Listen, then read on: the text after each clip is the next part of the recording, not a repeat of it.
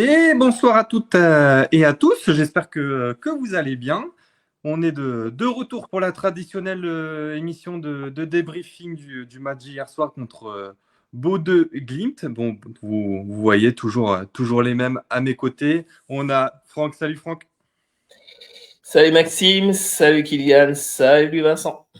Salut Kylian Bonsoir tout le monde. et salut Vincent. Bonsoir Maxime et bonsoir à tous. Voilà, bah écoutez, de retour on va essayer d'avoir le sourire un petit peu parce que, bon, au vu du résultat et du match, enfin, merci Franck, voilà, comme ça, le, le ton est donné. Voilà, donc au menu du soir, donc débriefing du match contre Bodø Glimt. Je pense que ça va nous prendre pas mal de temps, parce qu'il y a beaucoup à dire. On parlera aussi de Marco Reus, nouvel ambassadeur du Borussia Dortmund. On parlera une petite pige de Mercato avec Duranville et Campbell sur le départ. On parlera bien sûr du prochain adversaire, le SC Freiburg.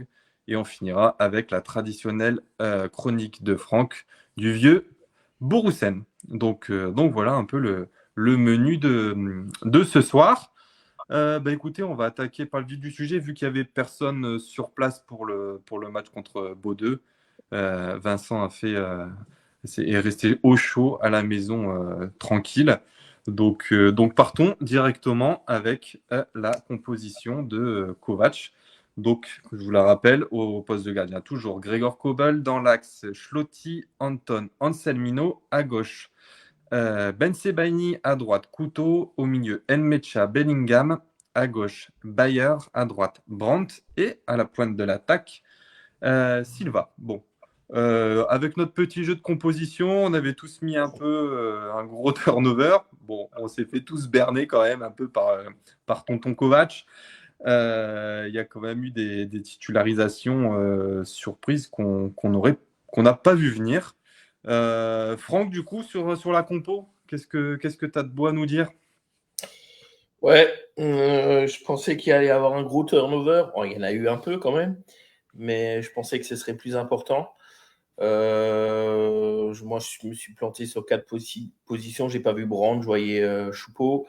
Je voyais pas Mencha, j'avais trop envie de voir Grosse pour me dégoûter du foot. Je voyais Couteau, oui. Ouais, je voyais Couteau. Par contre, je voyais Ryerson jouer une fois à gauche. Je me suis dit pourquoi pas. Et bon, en défense, moi j'avais mis Ben Sebani, Chan et Anselmino, donc j'avais juste Anselmino.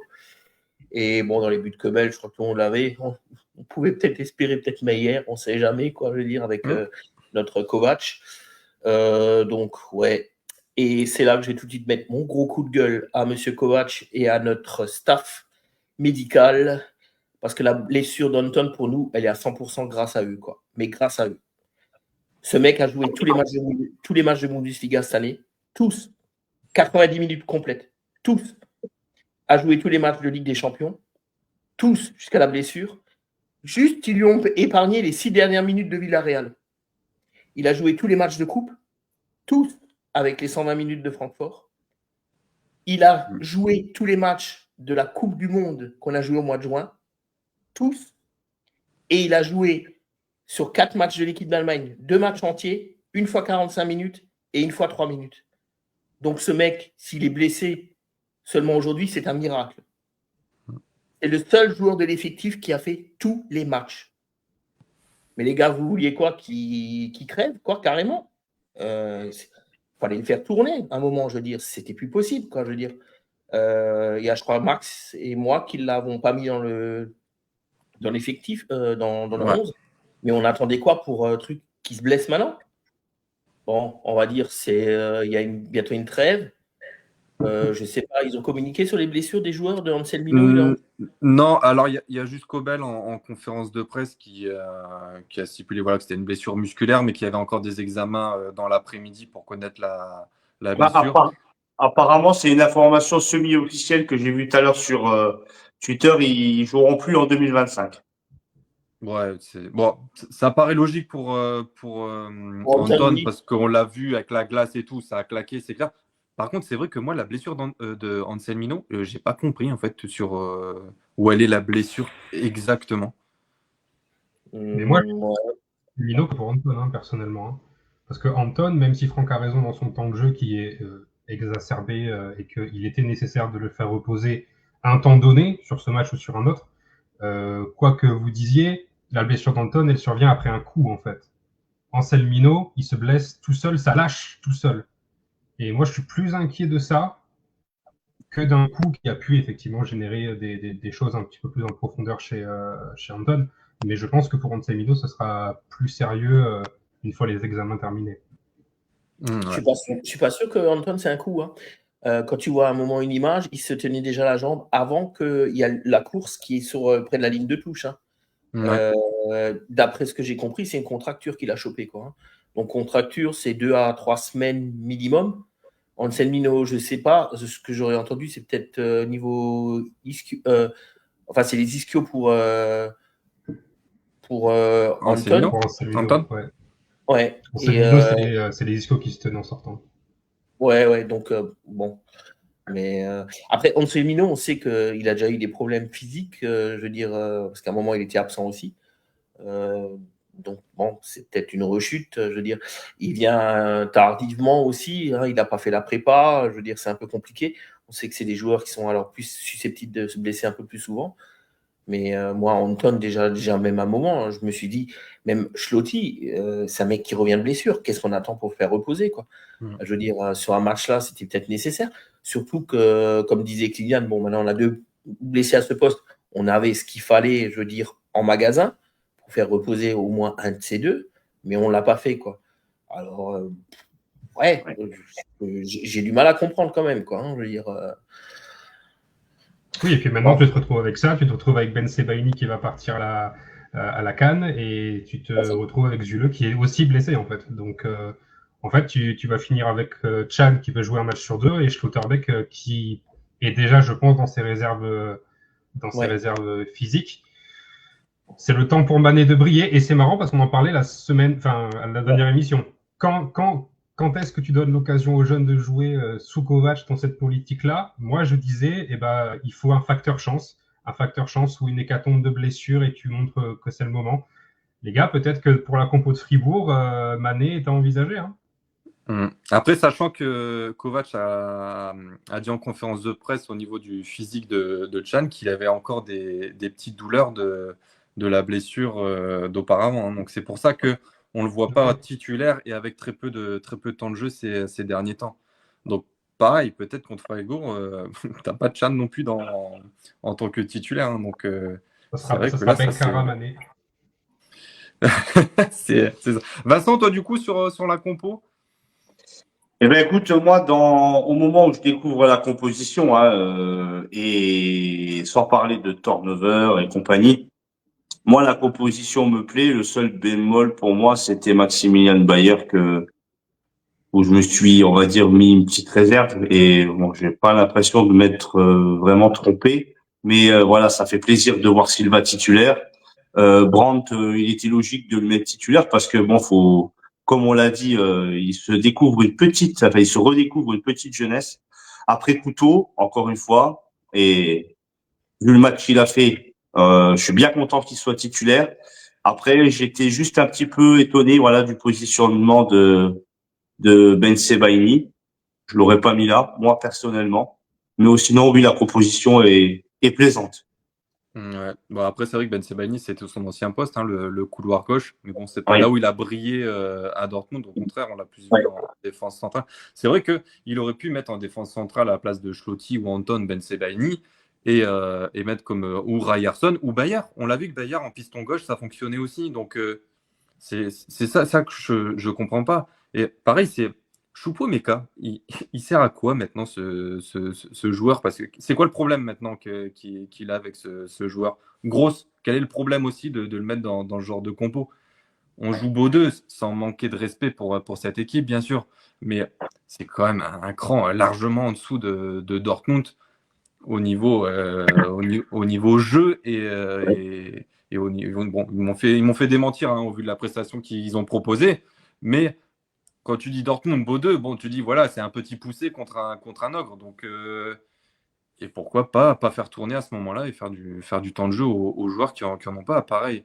Duranville, Campbell, ça sert à rien. Ça, on en parlera tout à l'heure. Maintenant, ça veut partir. Mais tu as des occasions sur le genre de match, faut profiter, non? Je sais pas, qu'est-ce que vous en pensez, vous? Bah, nous, on pense beaucoup de choses. Kovac, il va te dire ils sont meilleurs que. C'est les meilleurs qui jouent sur le terrain. C'est ce qu'il a dit pour Duranville. Voilà, donc tu as ta réponse, quoi, je veux dire. Quoi. Voilà, c'est Kovac qui décide. Ouais. Bon. Et Après, ça- c'est nous, on est que des amateurs, malheureusement, quoi, hein, je veux dire. Mais bon. Bon, après, j'ai regardé les stats de Anton, je me suis dit, mais à un moment, quand on va arrêter de le faire jouer, quoi, je veux dire. Surtout qu'on a pléthore de défenseurs centraux, quoi. Alors. Ouais, bah, surtout qu'en plus, on en parlait la dernière fois, qu'on disait on a de la chance qu'on a un effectif au complet parce qu'il n'y avait plus de blessures à ce moment-là. Et puis bah là, en un match, ils nous ont fait bien, bien mentir sur la dernière émission. Hein. Donc, sachant qu'il y a aussi Sabitzer donc, qui était absent du groupe. Et pareil, hein, ces petites blessures. Ah bon, il n'a pas joué Ouais, non. Ah, tu l'as pas vu jouer? Ah bon. Pour quelle raison? Pareil, une tension musculaire, je crois, dans un muscle. Donc après, est-ce que c'est vrai, c'est faux? J'en sais rien du tout. Mais en tout cas, tu regarderas sur Transfermarkt, qui est marqué pour le match de Freiburg qu'il est dans les blessés. Donc, ah ouais, c'est bien. Donc voilà. Donc il y a Thomas qui nous écoute et il y a aussi Jean qui dit ils vont chercher un défenseur en prêt au mercato hivernal. Je pense pas parce que déjà il y en a plein. Et puis, chercher un 6. Bon Dieu, ouais, bon Dieu. C'est ça. Et c'est surtout que si la blessure d'Anton, c'est 2 à 3 semaines, sachant que là, on va arriver dans la trêve, on reprend la compétition que le 9. Disons qu'il pourrait manquer peut-être qu'une semaine que le premier match, mais après, il pourrait déjà être de retour. Donc, on va dire que les blessures tombent un peu, entre guillemets, au bon moment, parce qu'on arrive sur la trêve hivernale. Et pour terminer, il dit aussi, Sabatier disait ce week-end que Gross ne joue plus car il est trop défensif dans le système de Kovac. S'il était trop défensif, il jouerait tout le temps. Non, c'est l'inverse. Il est trop offensif pour le système de Kovac. C'est ça. Et pour un défenseur central, il y avait des rumeurs qui parlaient d'Axel Disasi il y a un moment de ça. Ouais. Et très récemment, elles se sont intensifiées dans le cadre d'un prêt de 6 mois. Alors après, bon, Disasi, c'est un mec qui est blessé tout le temps, qui joue jamais et qui a besoin d'être remis en forme. Voilà, c'est ça. C'est si tu le prends, c'est pour 6 mois, tu le remets en forme et tu le renvoies à Chelsea. Tu vois, les affaires sont les affaires en fait finalement. Dites-moi, on est le Racing Club de Strasbourg, on fait partie du projet Blue & Co là. J'ai l'impression, hein. Que Chelsea nous envoie tous ces. J'avoue qu'il doit y avoir un partenariat caché derrière qu'on n'a pas vu. Hein, parce que... ça c'est clair. on aime bien Chelsea. Bon, voilà un peu le tour sur la composition. Attends, j'ai pas le droit de m'exprimer sur la composition. Ah pardon, je croyais que tu t'étais exprimé avant sur le sujet, autant pour moi, pardon monsieur. Non, mais bon, je vais faire vite puisque visiblement je suis censuré ici. Bref, donc sur le 3-4-3, en fait, moi j'ai été partiellement surpris agréablement déjà de voir Anselmino parce que moi j'avais prévu la rotation de Chan puisque j'avais un petit peu établi que Chan et Anselmino ils allaient jouer un match sur deux chacun. J'étais content du coup de voir Anselmino qui enchaîne encore une fois les bons matchs. Il a encore été bon en fait Anselmino. Et je ne mettais pas couteau. Moi j'avais mis plutôt Riverzone parce que j'avais l'impression que dans le système de Kovac, montrer de bonnes performances n'est pas forcément significatif ou en tout cas une garantie d'être titulaire le match d'après. Je pensais qu'il allait insister encore sur sa rotation, mais du coup je suis content de voir que Couteau enchaîne et qu'il est récompensé de ses bonnes prestations récentes. Mecha Bellingham, évidemment, moi je suis fan, c'est ce que je voulais, c'est ce que je veux tout le temps de toute façon. Par contre, chapeau à celui qui a mis Ben Sebaini piston gauche sur sa composition prévue. Je ne sais plus lequel c'est d'entre vous, mais il y en a un qui l'a fait. Ouais. Et franchement, avoir vu ça, parce que ça n'a jamais été tenté sous Kovac et ça n'a jamais été tenté du tout depuis qu'il est là, puisque quand il jouait à gauche, c'était dans une défense à plat à 4. La piston gauche, même à Gladbach, il jouait dans une défense à 4, latéral gauche. Avoir vu Ben Sebaini piston gauche, moi je ne suis pas fan sur le profil. Et pourtant, il a fait une bonne demi-heure, franchement, loin d'être ridicule à ce poste-là. Mais chapeau de l'avoir prédit plus que Bayer, typiquement, parce que l'un d'entre vous avait aussi mis Bayer piston gauche. Je trouvais ça plus cohérent. Mais bon, voilà, chapeau. Et devant, j'étais content de ne pas voir Adeyemi parce que il sortait d'une deuxième mi-temps horrible contre qui déjà? J'ai oublié. Offenheim. C'était Offenheim, c'est ça? Offenheim. Offenheim. Il sortait d'une deuxième mi-temps fantomatique en fait, Adeyemi. Donc il fallait le sortir. Réintégrer Bayer, c'est le profil le plus similaire. Attention, hein, toute proportion gardée, mais il revient d'une blessure. On sait qu'il est dans les plans de Kovac. C'était cohérent de le remplacer par Bayer. Et Silva, pour moi, ça reste une surprise. Et une bonne surprise d'ailleurs, de faire jouer Silva plutôt que Guirassy. Donc les endroits où je me suis trompé, je suis content de m'être trompé. Et au final, plutôt satisfait de cette compo de Kovac. Rotation nécessaire, mise à part. Hein, bien sûr, je suis pas dans l'encadrement médical du club, donc j'ai pas les armes pour m'exprimer là-dessus. Mais en tout cas, ce facteur-là qui est important, qui a son importance mis de côté, j'ai aimé la composition. Ok. Alors, pour répondre à ta petite question pour la personne qui a mis Ben Sebaini piston gauche, c'est Bibi. Bravo Max. Non, franchement, bravo. Donc, c'était un peu sorti de nulle part. Je viens de, écoute, c'est un peu sorti de nulle part aussi pour moi. J'hésitais entre Bayer et Ben Sebaini. Je me suis dit, bon, je sais pas, peut-être Patrick Berger m'a envoyé un petit message et du coup, il m'a dit, ah non. donc voilà, bon, on a fait un petit retour déjà sur la compo. On va se faire comme d'habitude. On va se diviser le match en deux périodes, première et seconde période. Bon, tout le monde l'a vu, le résultat. La fin du match, ça a terminé sur un match nul 2-2 avec un doublé de Brandt. Et pour Bodø, c'était Alessami et Hug. C'est ça, Hug? Comment on dit Haug, voilà. Donc, parce que Kylian est norvégien d'adoption maintenant. Donc, n'importe quoi. J'ai fini le partenariat, c'est bon, on peut tomber les masques. Hein, ah, ça y est, c'est fini. Ok, je pensais que c'était jusqu'à la fin, jusqu'à la dernière émission du match, hein, tu vois. Première période, donc voilà, on avait quand même une équipe de Bodø qui n'avait plus joué depuis le 30 novembre, comme on avait stipulé dans la dernière émission. Leur saison est terminée.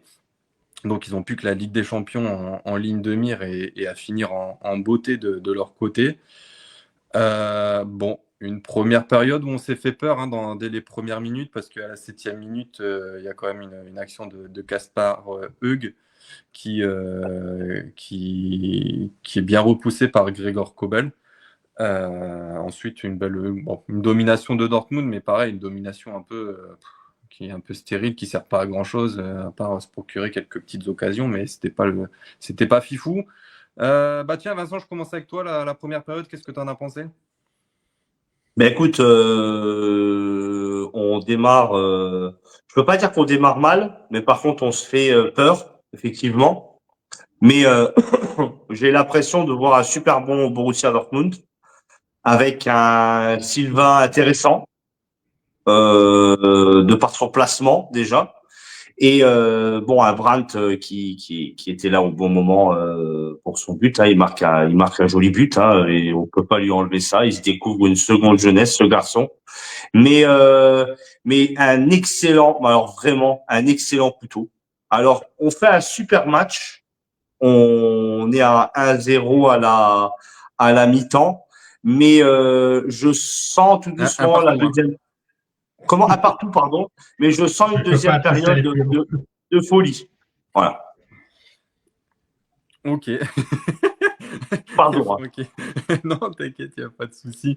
Il y avait quand même un manque cruellement à la finition, à l'attaque. Hein, je veux dire, il y a quand même de nombreuses occasions avec Bayer, avec Silva. Être un 1-1 à la mi-temps, c'est quand même navrant de voir ça. Franck, du coup, qu'est-ce que tu en as pensé, toi, de cette première période? Hugues, pardon. Ouais, c'est toujours le Borussia. Je sais pas, moi ça me transcende pas. Hein, je veux dire, je suis désolé. Hein, je veux dire, c'est pas mauvais, c'est pas bon, c'est pas flamboyant. Hein, je veux dire, voilà, il y a quelques émergences. J'ai bien aimé Silva dans ses courses, dans l'activité. Je veux dire, Bayer, c'est trop brouillon, ça loupe beaucoup de choses quand même, hein, je veux dire.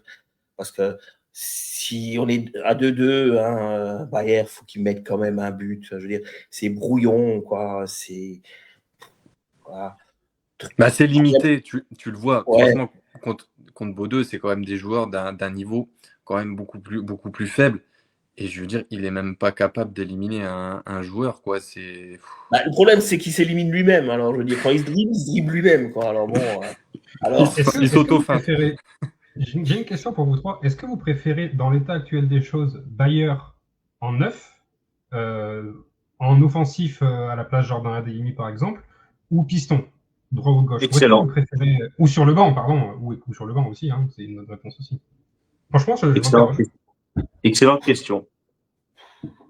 Parce qu'il me semble que son poste de base, c'est en pointe. Hein. ouais, mais c'est une pointe à 2 attaquants quand il joue à Offenheim, quoi, je veux dire. Ah oui, exact. Ouais. Donc, franchement, C'est le profil typique d'un second attaquant à la Maximilian Philippe, quoi. ouais, franchement, moi, je le mettrais en backup de- on l'a essayé l'année dernière en attaquant, ça n'a pas donné grand-chose, quoi, hein, je veux dire, par moment, je veux dire. Alors, je le préfère des côtés. Je suis en train de me demander si je le préfère pas quand il joue latéral gauche, parce que Bah, c'est là le seul moment où il a été le meilleur Oui. actuellement en tant que Ouais. piston gauche à la place de Svensson. C'est les prestations où il a été le plus convaincant. Donc, moi, je mettrais piston gauche. Je ouais, préfère. ouais, Mais ouais. vous avez le droit de dire remplaçant. Donc ça veut dire que si tu dis piston gauche, tu le mets devant Svensson dans la hiérarchie? Non, bien sûr, Non. je mets Donc en backup. Svensson devant, en backup. Ouais. Donc pas dans le 11 en fait. Ouais, Ok, d'accord. comme j'ai dit, moi, backup. Hein. Backup, il peut. Voilà, mais il est trop brouillon. Après, il a une belle activité défensive, mais ça suffit pas. Après, normalement, c'est un poste offensif. Ce qu'on lui demande en premier, c'est de ramener quelque chose offensivement. Et il est trop brouillon. Après, c'est le bon gars, hein, tu vois, qui se donne et qui essaye et tout. Ouais. Tu peux pas, mais ouais. Après, Silva, oui, Brandt a fait un bon match parce qu'il nous met 2 buts, quoi. Je veux dire, il est présent, quoi. Je veux dire. Encore ceux de devant, j'ai trouvé qu'il y a une activité, mais c'est vrai qu'au niveau de la finition, c'est. Après, tu vois qu'il manque des automatismes entre les Oui, trois devant, mais c'était intéressant parce que ça combinait, ça essayait que, voilà, désolé, mais quand il y a Guirassy et tout, le jeu est complètement différent. Et on avait un Silva aussi, je trouvais, qui restait plus à la pointe de l'attaque et oui, qui évitait ce que Guirassy aime bien redescendre pour toucher le prendre, ballon, distribuer à tout, que au final, ça laisse un vide et que là, c'était plus intéressant, je trouvais. mais bon, Guirassy, depuis qu'il a vu Kane descendre, il croit qu'il peut faire la même chose, quoi. Donc, bon, bref. Allez, ça c'est encore un autre débat. Hein. Je ne vais pas mettre toute la Guinée à dos, vu que déjà Maxime s'est mis toute la Guinée à dos parce que c'est lui qui a fait que Guirassy ne joue pas ce match en tant que titulaire. Hein, il a fait pression auprès du Borussia Dortmund et avec un communiqué détonnant que j'ai caché, que je n'ai pas mis, hein, on va dire. Mais Il me si l'a claqué, Guirassy n'a pas joué, c'est à cause de Maxime. Il faut rétablir la vérité. Voilà, la réalité est faite. Des révélations Allez, bonne soirée à ce tous. soir. Mais c'est vrai que ce qui est quand même, ce qu'on peut souligner, c'est que dernièrement, quand Silva était titulaire ou en cours de jeu, l'association la plus intéressante, ça a été Silva Adeyemi. Et il me semble que ça ne s'est pas Moi, produit pendant ce match-là. tu peux ajouter Brandt. Hein. Ouais. Tu peux ajouter Brandt au trio. Hein. Franchement, c'est pas. Ouais. L'activité de Silva, moi, ça m'a bien plu, quoi. Et après, bon, Couteau, moi, je le trouve bon. Il apporte quelque chose, quoi, offensivement, quoi. Je fais pas la blague, il n'a pas été tranchant aujourd'hui. Non, je ne veux pas, parce que je l'ai trouvé bon. Même en deuxième mi-temps, à un moment, il fait un dribble, on en parlera. Je veux dire, c'est dommage, il fait un peu trop sur cette action, quoi. Il aurait dû essayer, quoi. Mais je veux dire, il essaye, franchement, il est vaillant, il apporte quelque chose, quoi. C'est bien, c'est plaisant à voir. Après, Nmencha, ça a alterné le bon et Bellingham, ça se cherche. Il manque d'automatisme, il fait des trucs qui sont simples mais qui n'apportent rien. C'est ça. Il va a pas pas vers fait l'avant. le- Encore une fois, il reste soit derrière, soit il distribue sur les côtés. Tu vois que par rapport à Nmecha qui propose, qui dribble, qui monte avec le ballon, que Bellingham fait tout le contraire. Mais il n'ose pas. On Alors, ne voit pas lui. Je vous trouve dur.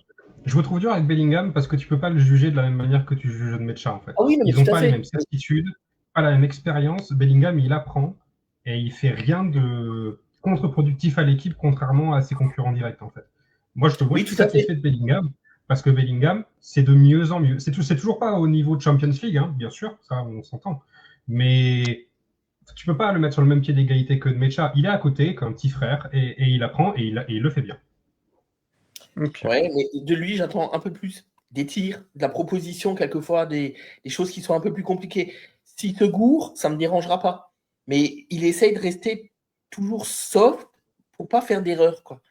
Et Ben, je préfère qu'il fasse un peu plus. Il joue à un poste où l'erreur est très très vite punie aussi. Hein. Tu me Ça, dis c'est ça vrai. de Duranville, je suis d'accord. Duranville, par exemple, qui a zéro expérience, il peut tenter des trucs. S'il se trompe, c'est rattrapable par tous ceux qui sont derrière. Derrière Bellingham, très vite, c'est danger. Donc, moi, je comprends que dans sa position, il veut jouer tout le temps. Il a le physique pour jouer tout le temps. Qu'il essaye de ne pas faire d'erreur, c'est une bonne base, quoi. Et puis, une fois qu'il n'aura pas fait d'erreur, bon, et ben, il tentera des choses plus risquées. Et moi, je suis assez optimiste de ce que je vois de Bellingham. Mais après, pourquoi? Alors, du coup, on a un Bellingham qui était à Sunderland qui proposait un jeu vers l'avant et qui réussissait à le faire. Et là, à Dortmund, où c'est un peu plus compliqué. Alors, on sait, il y a toujours une transition, le temps d'adaptation au club, etc. et tout. Mais il y a Mais le niveau aussi, je pense. Et la pression.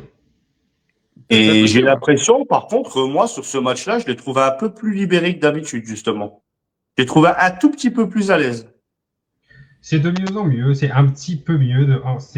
C'est un petit pas en avant à chaque match. Et c'est pour ça que moi, j'encourage vraiment ce double pivot à être reconduit aussi souvent que possible, parce que les deux ont un physique qui tient pour l'instant, même si le Mecha semble un petit peu plus tirer la langue sur les fins de match. Tu le sens que l'avenir, c'est lui. Tu sens que Bellingham, si tu lui laisses le temps et le confort de se développer, il y a des bonnes choses dans ce mec. C'est pas un tocard, quoi, tu vois. Et à côté de Mecha, je trouve qu'il a trouvé un bon duo. Et d'ailleurs, je ne sais pas ce que tu en penses, Franck, et notamment en première période, le milieu de terrain a été bon, pas que à la récupération. C'est passé par le milieu. Et c'est suffisamment rare Ouais. quand même pour être souligné. Ouais, il y a eu plus d'actions, on les voyait beaucoup plus. Hein. Et non, mais je suis totalement d'accord. Hein. Pour moi aussi, dans l'effectif actuel, moi, je privilégie aussi Nmecha et Bellingham parce que Gross, pour moi, il était passé. Sabitzer, c'est sur courant alternatif. Je veux dire, il a eu une petite période où ça remontait, mais ça a été vraiment bref. Et je pense que Nmecha, il a les qualités techniques pour faire beaucoup plus. Et il n'a pas le physique, ça, on le sait. Mais après, bon, Bellingham, je pense que je veux dire oui. J'espère, en tous les cas. Et je suis totalement d'accord avec ce que dit Kylian. C'est vrai qu'il y a des progrès. Ils ne sont pas énormes, mais tu le vois, c'est quand même déjà de mieux en mieux, quoi, je dirais. Mais Mais j'espère il a qu'il tenté quelques petites choses, on l'a vu, va. même Ouais, tactiquement, oui, techniquement, un peu plus libéré, ça je suis d'accord avec vous. On sentait qu'il ouais. était un peu plus souple. C'est Donc, pas eux qui m'ont déçu. Celui qui m'a déçu vraiment, c'était Schlotterbeck sur ce match-là. Je ne l'ai pas trouvé bon. ouais. Je l'ai trouvé, je sais pas concerné par le match. Et à la fin, il va faire son petite conférence de presse. À la limite, prends tout de suite dans le vestiaire parce que pour dire ce que tu as dit, tu n'as pas été l'homme du match pour pouvoir. Autant il a fait un très bon match avant. Alors, est-ce qu'il avait déjà la tête à Freiburg parce qu'il retourne chez lui en parenthèse, enfin dans le club qu'il a révélé.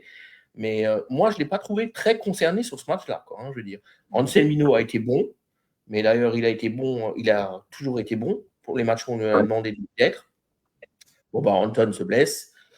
Le début, en première mi-temps de Ben Sebaini à gauche, m'a pas plu. Je trouvais qu'il était. Je sais pas. Moi, je ne l'ai pas trouvé. On le préfère tous dans l'axe, de toute façon. Dans l'axe, tout à fait, quoi, je veux dire. On l'a vu au changement, hein, ça a été différent. Il était beaucoup plus intéressant parce que c'est vrai qu'il y a quand même à la 31e, il y a cette blessure de Anton aussi hein, qui fait un peu tout changer. Hein. D'ailleurs, je pense que ça peut être un tournant un peu parce que je trouve qu'on a été déstabilisé. Et si on se prend ce but aussi, ça peut avoir un rapport. Hein. C'est sur un corner. Bizarrement, il est vraiment très, très seul au corner. Quoi, hein. Et- On va attendre l'analyse de Kylian qui, je suis sûr, a bien décortiqué cette action.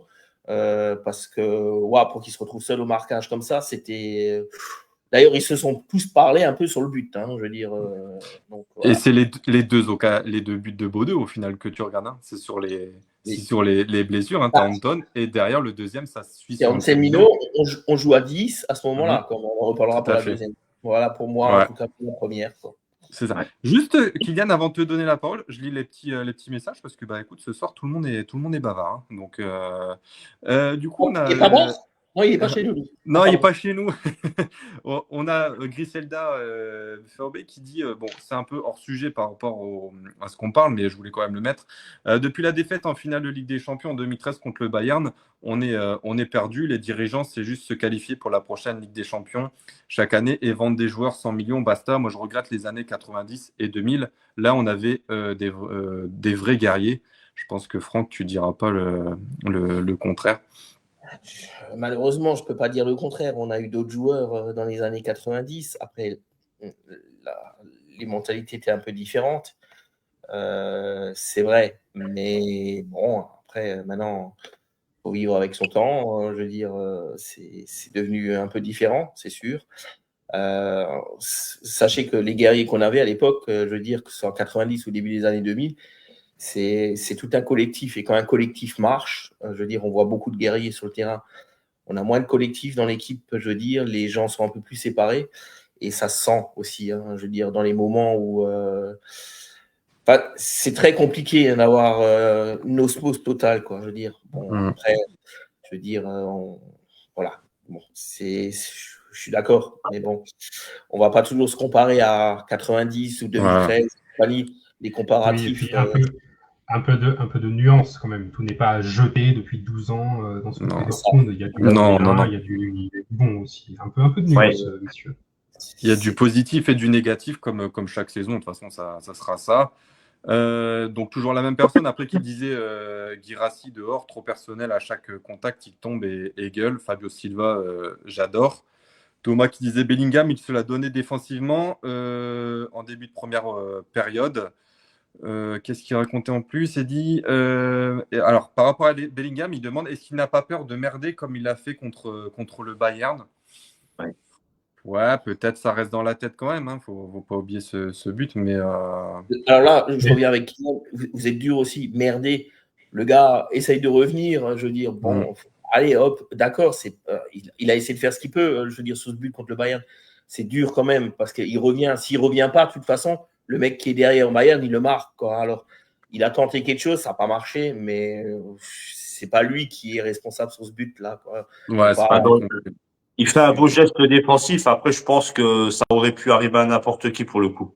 Oui, ça aurait été un autre joueur. Il n'y a pas que ça. Il y a aussi, je crois que c'est contre Leipzig où j'avais envoyé l'écran à Maxime où sur le corner, il reste figé au poteau, il ne suit pas la montée et du coup, il laisse le but en jeu.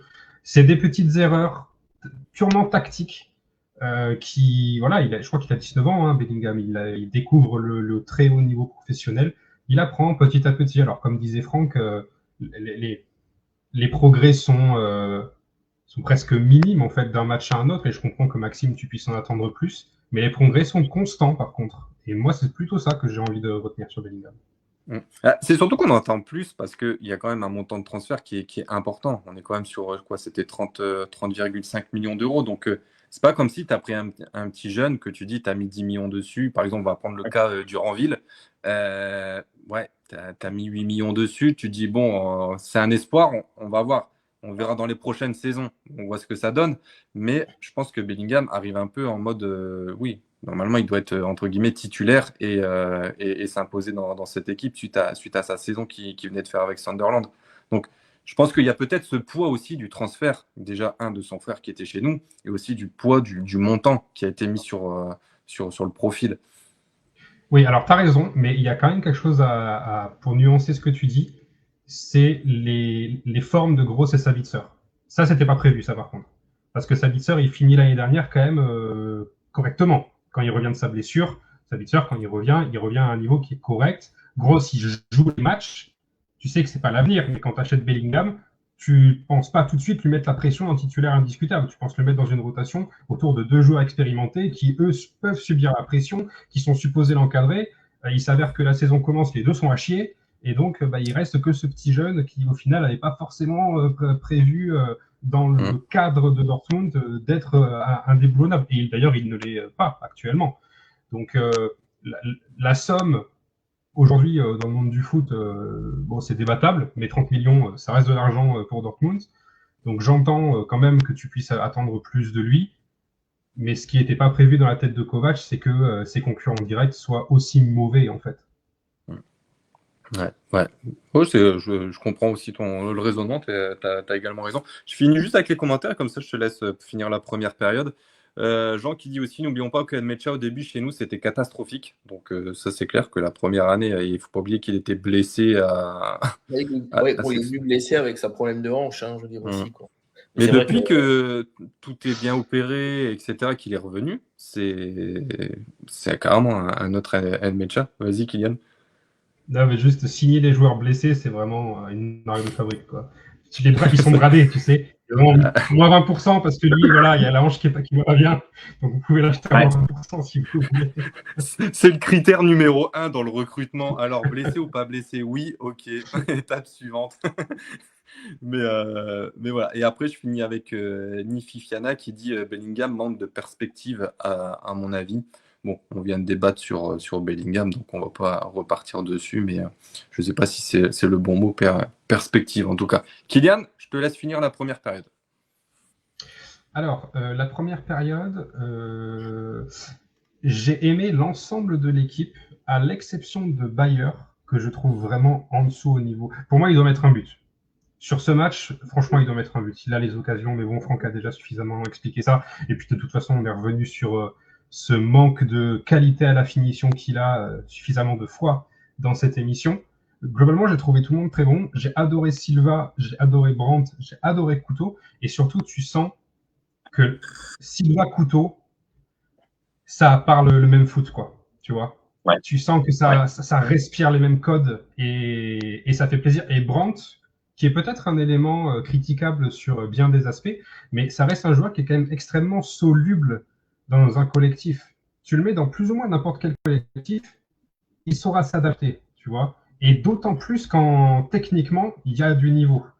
Il n'y a pas de niveau technique avec Guirassy, il n'y a pas de niveau technique avec Ryerson. Ils ont des qualités, les deux, différentes, mais Couteau, tu sens que sur l'impact, sur les qualités qu'il peut faire par le dribble, sur la précision aussi de ses gestes techniques, parce que son contrôle sur le deuxième but, c'est qualité élite. Et puis sa chevauchée aussi, mais ça on en reparlera tout à l'heure. Et Fabio Silva me fait poser la question de est-ce que, en fait, contre Fribourg par exemple, si tu veux réintégrer Guirassy, est-ce que tu fais, par exemple, commencer Silva à côté de lui? Je ne suis pas certain que ce soit une solution parce que la communication footballistique est tellement différente en fait entre ces deux joueurs. Soit tu joues autour de l'un, soit tu joues autour de l'autre. Et je suis pas certain que l'un puisse jouer à côté de l'autre en fait. Au début, je pensais ça. Au début, quand Fabio Silva a signé, quand on l'annonce comme étant un 9, mais pas totalement un 9, parce qu'il peut jouer un peu sur les côtés, je me disais, ok, bon, en fait, Guirassy va jouer tout le temps, et Fabio Silva, il va jouer à côté de lui. Je suis de moins en moins certain que les deux soient compatibles. Pour moi, ça sera soit l'un, soit l'autre. Pour le but, pour revenir sur le but qu'on prend, j'ai essayé, sache Franck, j'ai pas essayé, je l'ai fait, je l'ai décortiqué ce but sur corner. J'étais dans la démarche de faire comme j'avais fait contre Leipzig, de faire des captures d'écran avec des petites couleurs sur les zones importantes, envoyer tout ça à Maxime. Au final, je l'ai pas fait parce que j'ai eu beau regarder le but, c'est difficile franchement de reprocher à Dortmund quoi que ce soit. Le centre de Patrick Berg, il est parfait. Il est à l'endroit parfait. Le seul qu'on peut incriminer vraiment, c'est Nmecha, qui lâche le marquage du buteur. Vraiment, c'est lui qui le lâche. Mais en fait, il commence de très très loin, si tu veux. Contrairement à Dortmund, où on s'agglutine dans la zone des 6 mètres, tu regarderas le but. Les joueurs de Bodø, ils sont presque sur la ligne de la surface de réparation. Et au moment où il a la combinaison à 2, ils explosent en fait. Ils giclent dans les 6 mètres. Et du coup, Mecha ne suit pas, Ben Sebaini non plus, Fabio Silva, il est au second poteau. c'est juste une combinaison qui a merveilleusement marché. Et pour moi, il y a un mec qui fait une erreur au-delà de Mecha, et vous ne l'avez pas encore cité. Et je vais l'allumer. Parce qu'il fait un match, les gars, j'ai rarement vu ça. Daniel Svensson est à chier. Non, ça Daniel rentrait, là, Svensson il a est un joueur qui pue du cul, mais à un niveau que j'ai rarement vu. Mais vraiment, le niveau du gars, il jouait pour Bodø/Glimt. J'ai pas d'autres. Alors, et il a failli marquer pour Bodø/Glimt en plus. C'est vrai en plus, ouais. Mais le niveau du mec, mon Dieu. Et pourtant, Dieu sait que quand je suis allé au VS, j'ai acheté son maillot et tout parce que j'étais dans la hype. Qu'est-ce qu'il est nul. Mon Dieu. Parce que Pat Guillou, dans le match contre. C'était contre Hoffenheim. Et c'est rare que je sois pas d'accord avec Pat Guillou. Il disait, ouais, avec Svensson, tu as toujours un joueur fiable, tu sais ce qu'il peut apporter, c'est jamais moins que les autres, c'est jamais plus que les autres. C'est pas vrai, en fait. Pardon, Pat. Je t'adore, Pat. Mais c'est pas vrai. Svensson, plusieurs fois cette saison, il est passé, mais tellement à côté. Et je crois que c'est son pire match. J'espère pour lui de toute sa carrière. Franchement. En jaune. Patadi, c'est vrai. Patadi, il a fait aucun mauvais match, il a fait que des bons matchs, quoi, je veux dire, quoi. Et c'est vrai que ça, moi, ça m'avait aussi choqué. Parce que, comme dit Kylian, à un moment, là, en saison, il était, on le voyait, il n'arrivait plus à mettre un pied devant l'autre, tellement qu'il était à bout, quoi, je veux dire. Et ça rentrait oui, là. City, le match à Manchester, pardon, hein, Svensson, il y a laissé un rein là-bas, sur l'Etihad Stadium. Mais là, heureusement qu'il joue piston gauche sur le côté où les joueurs de Bodø manquent de talent. Parce que tout le côté droit de Bodø, sur tout le match, n'a quasiment pas existé. Tout s'est passé à gauche parce que Hauge est dans une forme étincelante et sort un football que personne ne voyait quand il était à Francfort ou ailleurs, tu vois. Mais Seigneur, le niveau de Daniel Svensson, mon Dieu, le match change de toute façon quand il rentre. À partir du moment où il rentre, le match bascule, on devient nul en fait, tu vois. Ça, c'était pour lui. Et juste une dernière chose que je ne précise pas toujours, mais avant chaque match, je regarde le positionnement moyen des joueurs sur le match. Et je reviens jamais trop sur ça parce que Kovac annonce un 3-4-3. À quelques mètres près, c'est un 3-4-3 qu'il y a sur le positionnement moyen des joueurs, tout ça. Là, au bout de 90 minutes, le positionnement de moyen m'a étonné. On est plus sur un 4-2-4 avec un couteau très haut. Et je me suis fait la réflexion en première période que Anselmino collait vraiment la ligne. Et Ben Sebaini jouait beaucoup plus bas en fait que Couteau dans la symétrie du terrain. Je ne sais pas s'il y a des conclusions à tirer de ça, mais en tout cas, il a peut-être tenté quelque chose. Il sait qu'avec Couteau, il y a des choses à exploiter plus qu'avec Ruerzon, notamment son aplomb pour l'offensive. Et ça s'est vu en première et en seconde période. À la fin, franchement, s'il y a un partout à la mi-temps, je considère que c'est cohérent. C'est plus en seconde période où j'ai des regrets personnellement.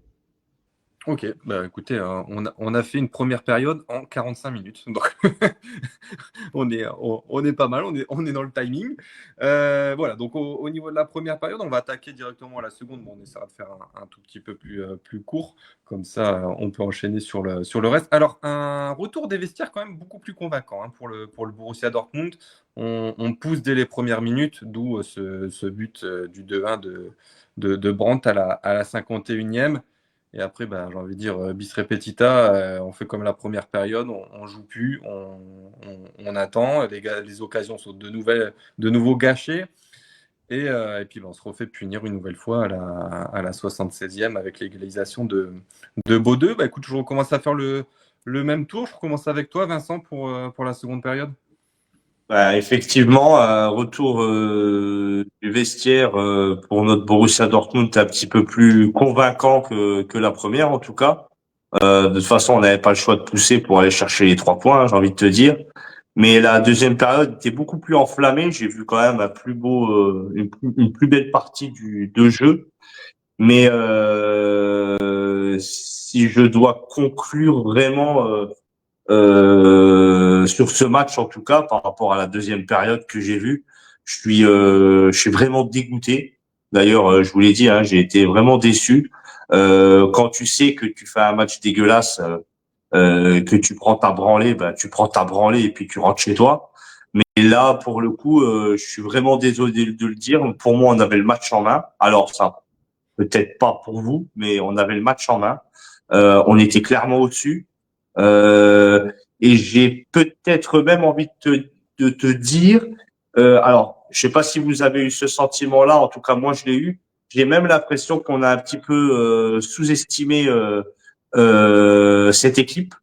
On s'est peut-être vu un peu trop plus grand qu'eux et on s'est fait punir. Et si c'est le cas, c'est bien fait pour notre gueule. Mais je suis quand même déçu. Ouais, c'est clair De qu'il y toute avait un façon, peu de. Vas-y, Kylian. Bodø, ils sont venus pour jouer au foot. Hein. Ils sont pas venus pour défendre. Hein. Alors c'était prévisible, Et ils ont mais ils joué sont au venus pour foot. jouer. Hein. Ouais. Ah Ah, ils ouais, ont fait Moi, un bah, sacré match. Hein. Alors là, aucun problème avec ça. moi, franchement, si on perd encore 3-2, là, ça aurait pu basculer à un moment, mais plus du côté de Bodø/Glimt, hein, à partir de la 70e. Hein, parce que Ouais. eux, ils ont joué au foot. Hein, et ils ne sont pas cachés. Hein, ils n'ont pas joué défensif. Hein, ils ont joué à foot. Hein. ben, c'est ce qu'on disait, Maxime. C'est le résultat entre une équipe qui a tout à perdre et une équipe qui n'a rien à perdre. Bodø, ils sont arrivés décomplexés, zéro pression, zéro stress. Toute la tension, elle était sur Dortmund, et je trouve que ça s'est vachement ressenti. Ouais, c'est clair. Bah, de toute façon, vous l'avez dit, hein, 70e, un peu le tournant du match. Hein, on met plus un pied devant l'autre. C'est Bodø qui reprend le jeu, fait l'égalisation. C'est vrai qu'il y avait une sorte un peu d'arrogance et de comportement naïf et négligent. Alors, moi, il y a deux joueurs qui rentrent qui s'appellent Adeyemi et Guirassy. Et comme ça, je vais te laisser la Voilà. parole, Franck. Adeyemi, je pense qu'il est rentré, il voulait faire juste du MMA. C'est le seul truc Ouais. qui l'a intéressé. Parce que, à part voir donner un coup au gardien, un coup au défenseur, j'ai rien vu d'autre de sa part.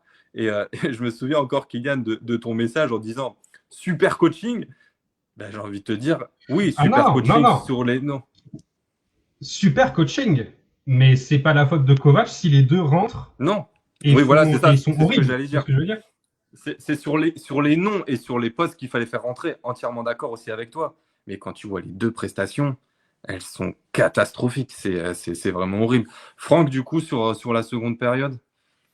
Bah ouais, on est bien rentré en deuxième période, à l'instar du match de Leverkusen. On a tout de suite mis je veux dire, le pied devant l'autre et on a essayé tout de suite de reprendre l'avantage qu'on a fait très rapidement. Hein. Après, on a gâché des occasions et à partir de la 70e, ça a basculé. La blessure dans le Semino a fait qu'on prend le 2-2. Les entrées à la 70e là, des deux Casper, là, je veux dire, qui ont décidé de rejoindre le club de Sabitzer, je me fais pas. Mais franchement, ADMI, hein, il était détestable. J'avais été sur le terrain, je crois que je serais monté pour lui casser la gueule. Quoi. Franchement, c'est quoi ça On fait rentrer un mec, on se dit pendant 20 minutes, il est capable de mettre le feu. Ouais, il n'a rien fait du tout, quoi, je veux dire. Mais rien du tout, quoi, je veux dire. À part vouloir chercher les noises à droite et à gauche, mais il n'a rien réussi. Rien du tout, quoi, je veux dire. Bon, Guirassy nous fait du Guirassy. Je comprends que Maxime fait des communiqués de presse au BVB pour qu'il ne joue plus. Je le comprends totalement parce que là, Il me remet une couche. catastrophique. Ouais. Ouais, c'était. Il y a des clauses de confidentialité, Maxime. Ben oui, fais attention, je vais me faire bannir. Non, Plus mais pouvoir aller à Dortmund. les entrées, alors, je veux dire, on va pas en vouloir à Kovac, mais les entrées sont été. Bon, après, il fait rentrer quoi, Ryerson et Chan. Je veux dire, bon, là, c'est une obligation par rapport au poste parce que, il y avait la blessure d'Anselmino. Couteau a tellement donné qu'il était cramé à un moment, je veux dire, c'était sûr. Quoi, je veux dire, il s'est donné tellement qu'il fallait faire rentrer Ryerson. Et je crois qu'il fait que 4 changements, je crois, pas 5, de mémoire. Bah, il y a C'est ça. Svensson. Ah oui, ouais, tu vois, alors Svensson, ça a été catastrophique sa rentrée, mais je n'ai pas compris, quoi, je veux dire.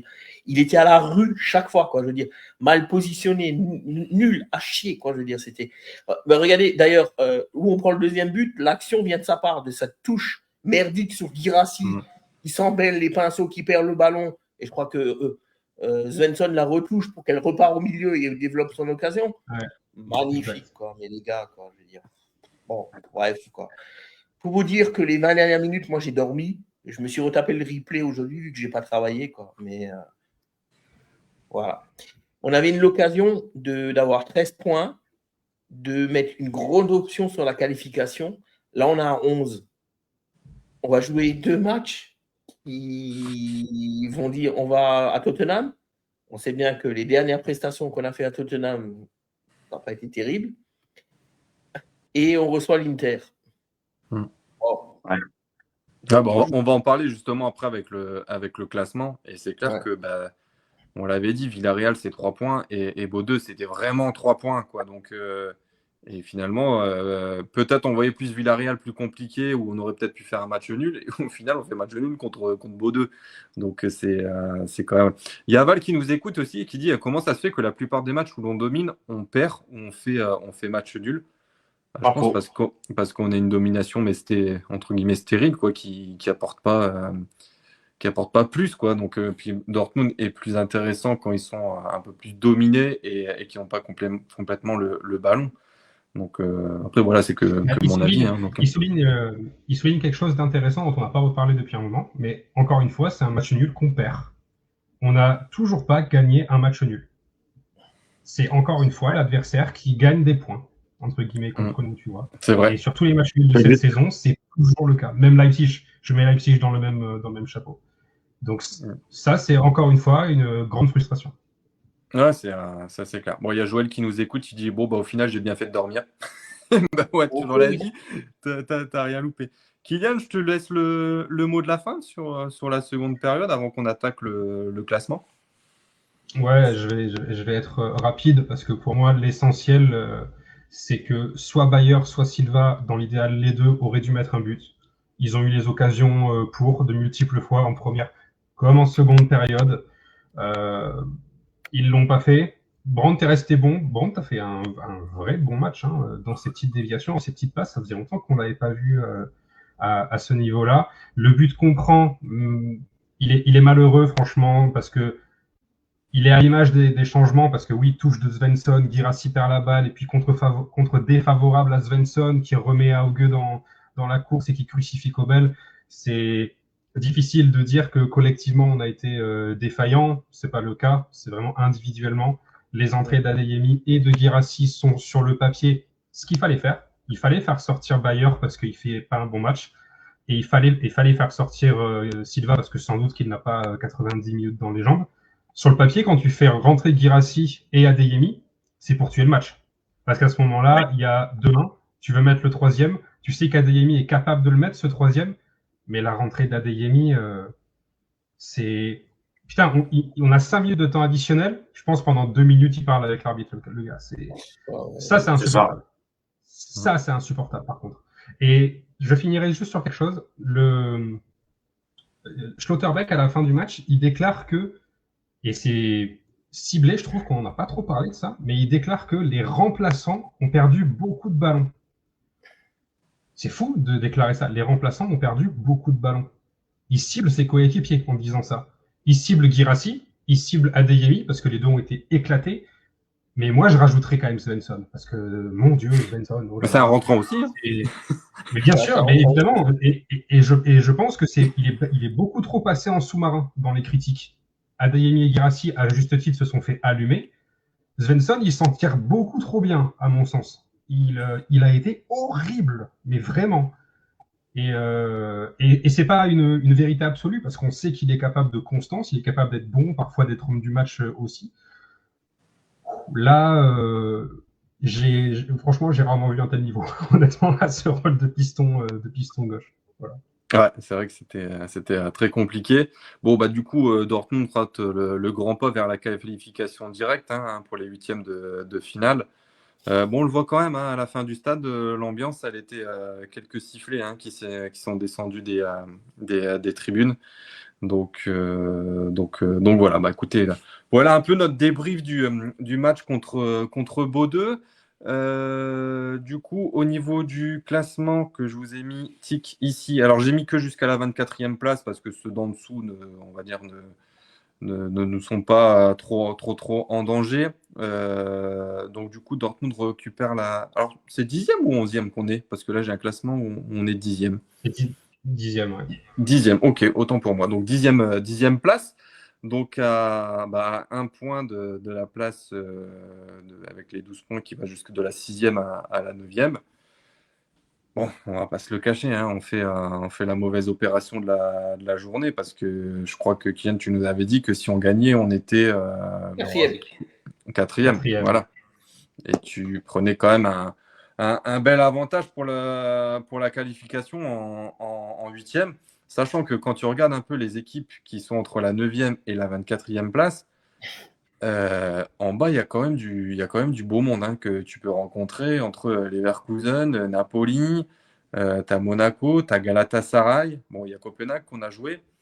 Bon, on sait On qui nous. ne pourra plus rencontrer, je crois, au tirage. Tu ne peux pas rencontrer un club en huitième que tu as, je crois, hein, je ne suis pas sûr. Ah, ok, je ne sais pas ça. Ouais, au cas où. Dans l'état actuel des choses, alors les choses vont évidemment changer d'ici 2 journées, mais on jouerait en barrage Galatasaray, du coup. Ceci dit, l'année dernière, 11 points, c'est ce qu'avait le 24e en se qualifiant en barragiste. Et je pense que cette saison, il faudra moins, parce que les points sont beaucoup plus distribués. Donc Julien l'a très bien dit sur sa page, 11 points malgré la déception. Et franchement, c'est un match qu'on peut comparer à la Pokal de Leverkusen. Hein. Franchement, parce que manque de réalisme, et pourtant on a joué, on a tiré, on a tenté, et à la fin on n'est pas récompensé. C'est très comparable. Donc malgré cette déception-là, tu valides allez, à 80% ta qualif, quoi qu'il se passe contre Tottenham et l'Inter, a priori. Quoi. Donc voilà. Donc je pense qu'au niveau des qualifiés, on a déjà Arsenal, le Bayern, Paris, City et l'Atalanta. L'Atalanta. Donc Atalanta est déjà qualifié aussi, non, je crois pas. Si. Je crois qu'il y a que Arsenal hein, qui est qualifié, les gars. Mais pourquoi il y a des petits. Attends, c'est quoi les petits trucs bleus et blancs qui est à côté? Ouais, mais ça veut dire qu'ils sont déjà qualifiés pour la phase, même, je veux dire, même si maintenant, parce que vu que le 24e a 7 points, tu rajoutes 6 points, ça fait 13. Ah oui, ok, c'est qualifié soit en 16e voilà. ou en 8e. Ok. C'est ça, voilà. Ah oui, d'accord. Okay. Donc ouais, il y a quand même 5 équipes qui sont sûres de faire le mois de février en compétition européenne en Ligue des Champions. Donc voilà.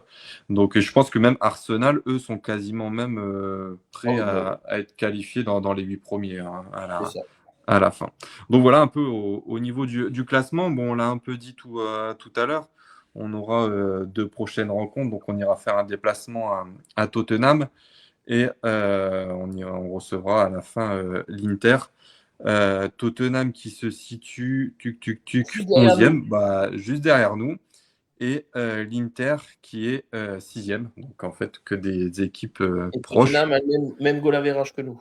Donc voilà. Donc, c'est dommage, on ne fait pas le bon résultat contre Bordeaux, mais maintenant il va falloir aller chercher des points à Tottenham et s'imposer à la maison contre l'Inter, ce qui ne sera pas chose la plus facile, je pense. Ça reste faisable pour les 8 premiers, parce que regardez, on n'est qu'à 1 point de la 8e place, quoi, je veux dire.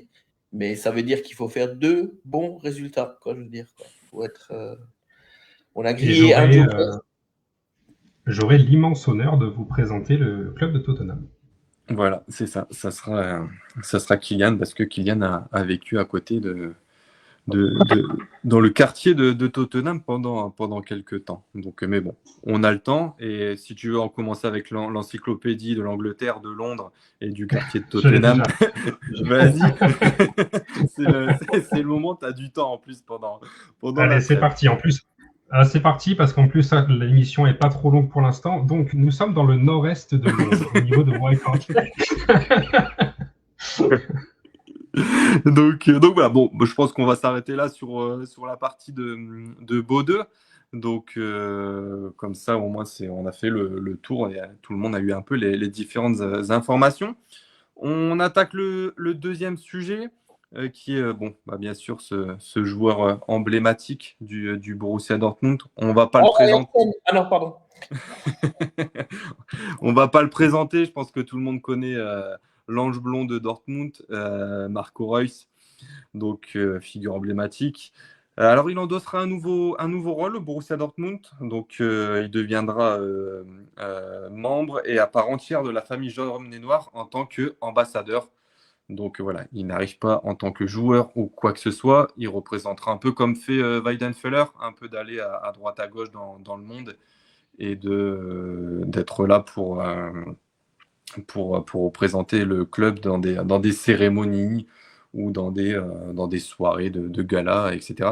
Sachant qu'il a toujours une petite, encore sa carrière professionnelle avec c'est Los Angeles, c'est ça, Galaxy qui joue, si je dis pas de bêtises. Ouais, c'est ça. Donc, en contrat encore en 2026, c'est sûrement une petite prolongation encore d'une année qui devrait avoir lieu. Donc voilà. Content de revoir quand même Marco Reus refouler Dortmund et être ambassadeur du club. En réalité, je pensais que c'était déjà fait. Je vais pas te mentir. J'avais lu ça déjà il y a quelques mois. Pour moi, c'était genre déjà fait en fait. Tu vois, donc que ce soit officialisé avec sa présentation sur la pelouse, sa présence ensuite dans le mur avec Kevin Grosskreutz. Quel respect, quelle classe, quelle élégance de Reus. C'est en réalité, est-ce qu'on en a déjà douté finalement? Moi non. Je savais qu'à un moment donné, nos chemins se recroiseraient. Ravi que ce soit après si peu de temps. Donc ça a été la lumière, ça a été la foudre sur la pelouse du VS. Non, mais c'est super, c'est génial. Ça a été le glimt, comme on dit. Ça a été le glimt. Mais voilà. Vincent, Écoute, on sait très bien ce que le joueur représente pour nous en tant que supporter de Dortmund. Hein. On sait ce qu'il a fait. On sait qu'il nous manque surtout.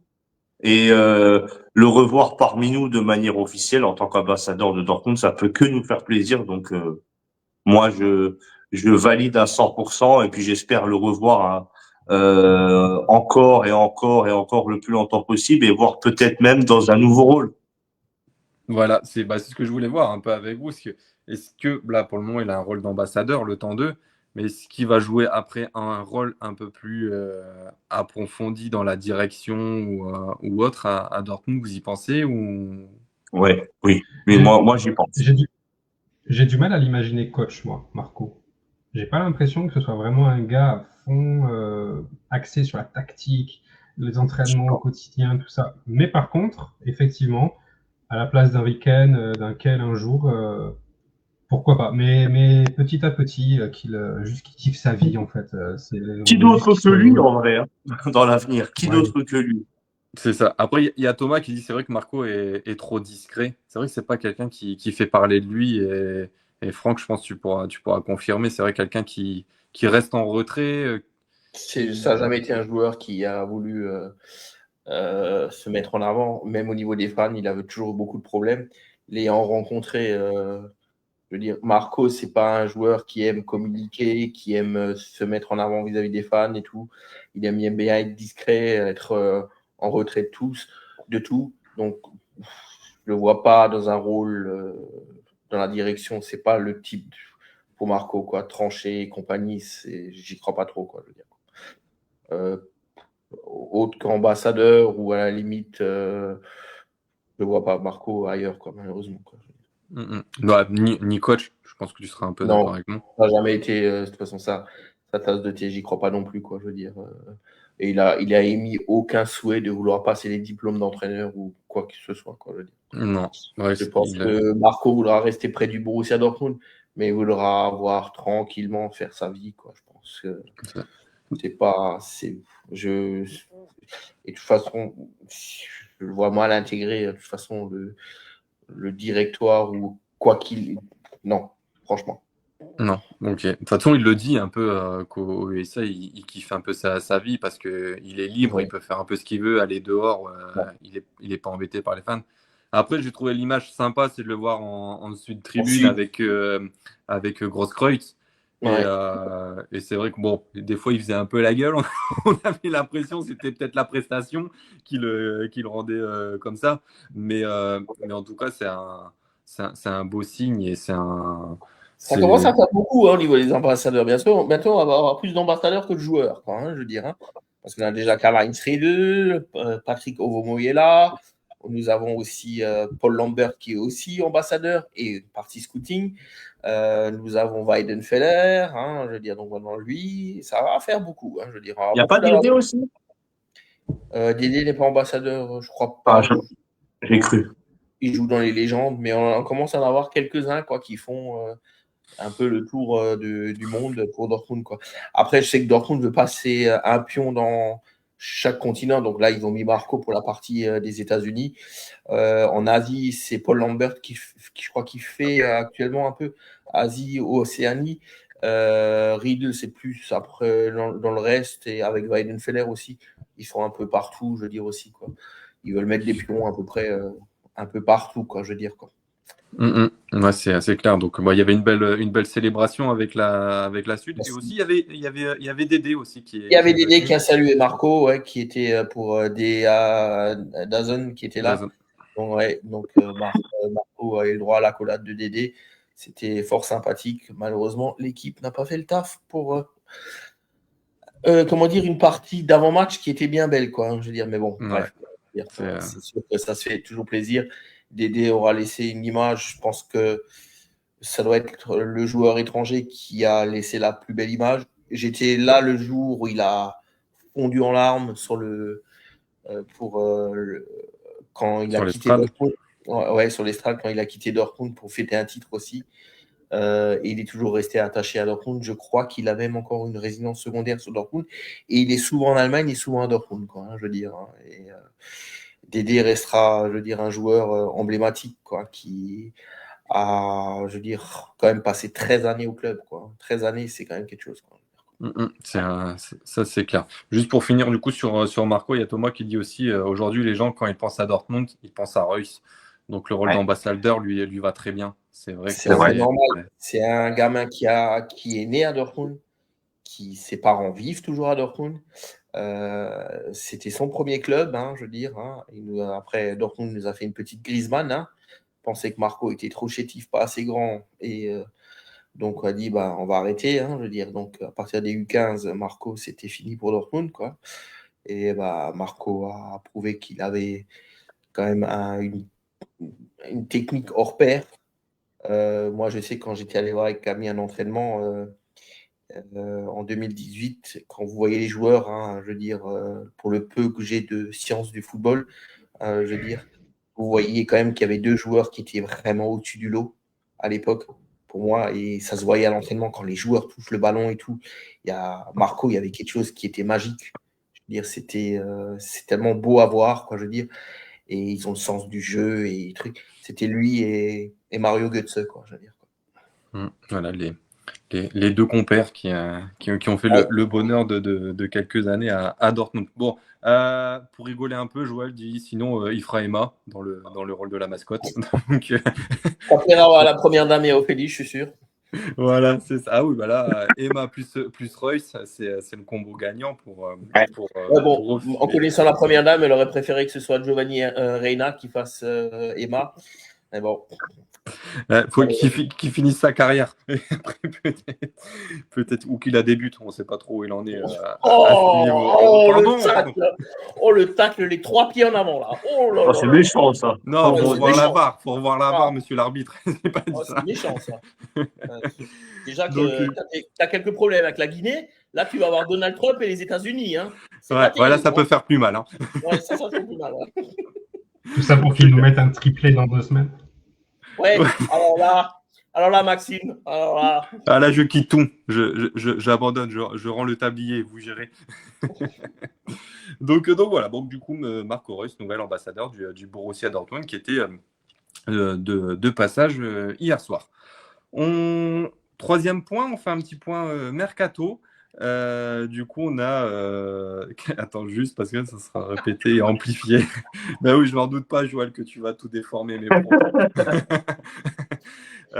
Petit point mercato, du coup, avec Duranville et Campbell qui sont apparemment sur le départ dès ce mois de janvier. Donc, on va commencer avec le Belge Duranville qui devrait partir. Alors, on parle d'un prêt pour le mercato hivernal. Kylian, toujours pas d'infos sur le contrat. On est toujours sur 2026. Putain, mais attends, mais quand tu me dis ça, je regarde pas tous les jours. Tous les jours, il faudrait. Non, mais je sais pas. Mais attends, c'est pas une information sûre. À la base, c'était une interrogation que j'avais via un site qui est le plus fiable en termes de contrat. Enfin, c'est même pas un site en fait, c'est une base de données. Et qui avait mis à jour pour mettre le club, pour mettre le contrat de Duranville à 2026. À la base, c'était ça. Donc, du coup, je vais te dire ça tout de suite. Écoute, je meuble, moi, expiration de pendant ce contrat. temps. Julien Si tu veux. Duranville, 2026. 2026, voilà, ok. Parce que 2026. ça serait... Donc, ça n'a pas été très- actualisé par Capology.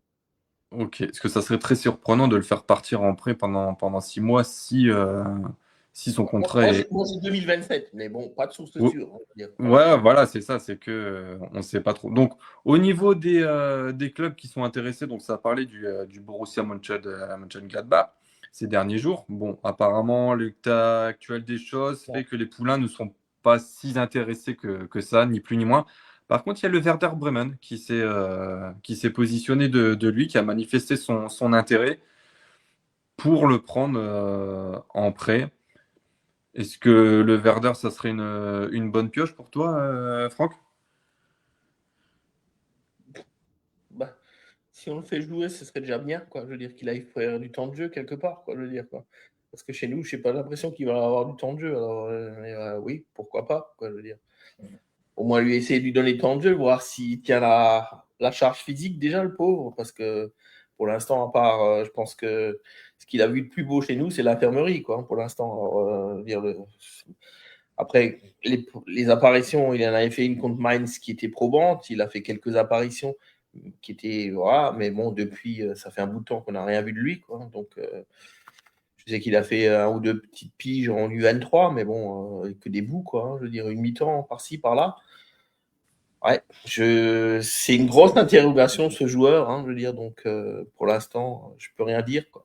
Voilà, mais bon, je pense pour lui, ce serait mieux d'aller au moins tenter un prêt quelque part, ouais, c'est sûr, pour au moins essayer de jouer quelque part, quoi.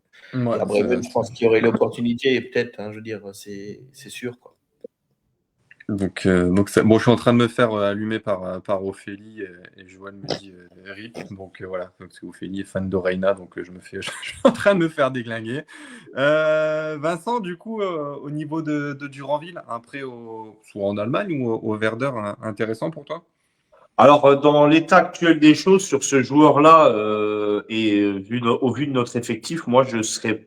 Alors, maintenant, qu'est-ce qu'il a exactement? Est-ce que au niveau de sa forme physique et des blessures, je sais pas trop où est-ce qu'il en est, mais dans l'état actuel des choses, moi, je serais plus d'avis de le faire jouer, parce que ce joueur-là, vous m'enlèverez pas d'esprit qu'il a un potentiel énorme.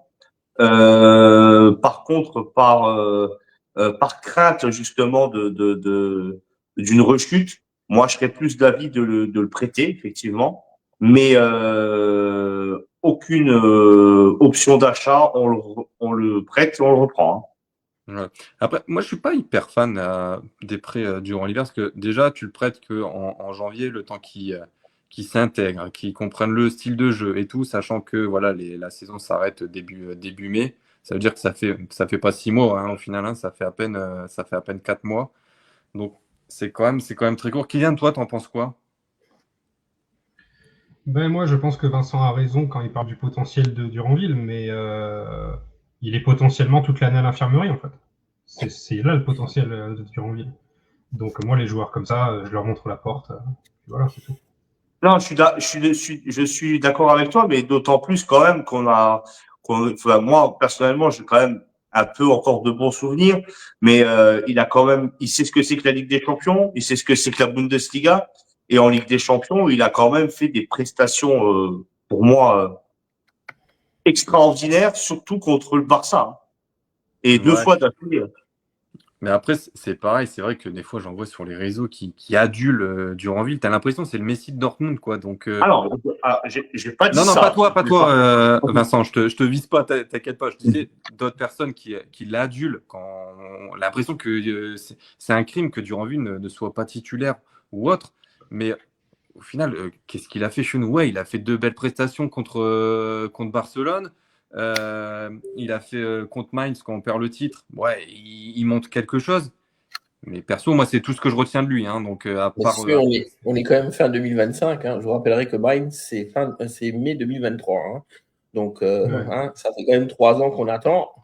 Et pour l'instant, Après, c'est Et les c'est ça le blessures. problème.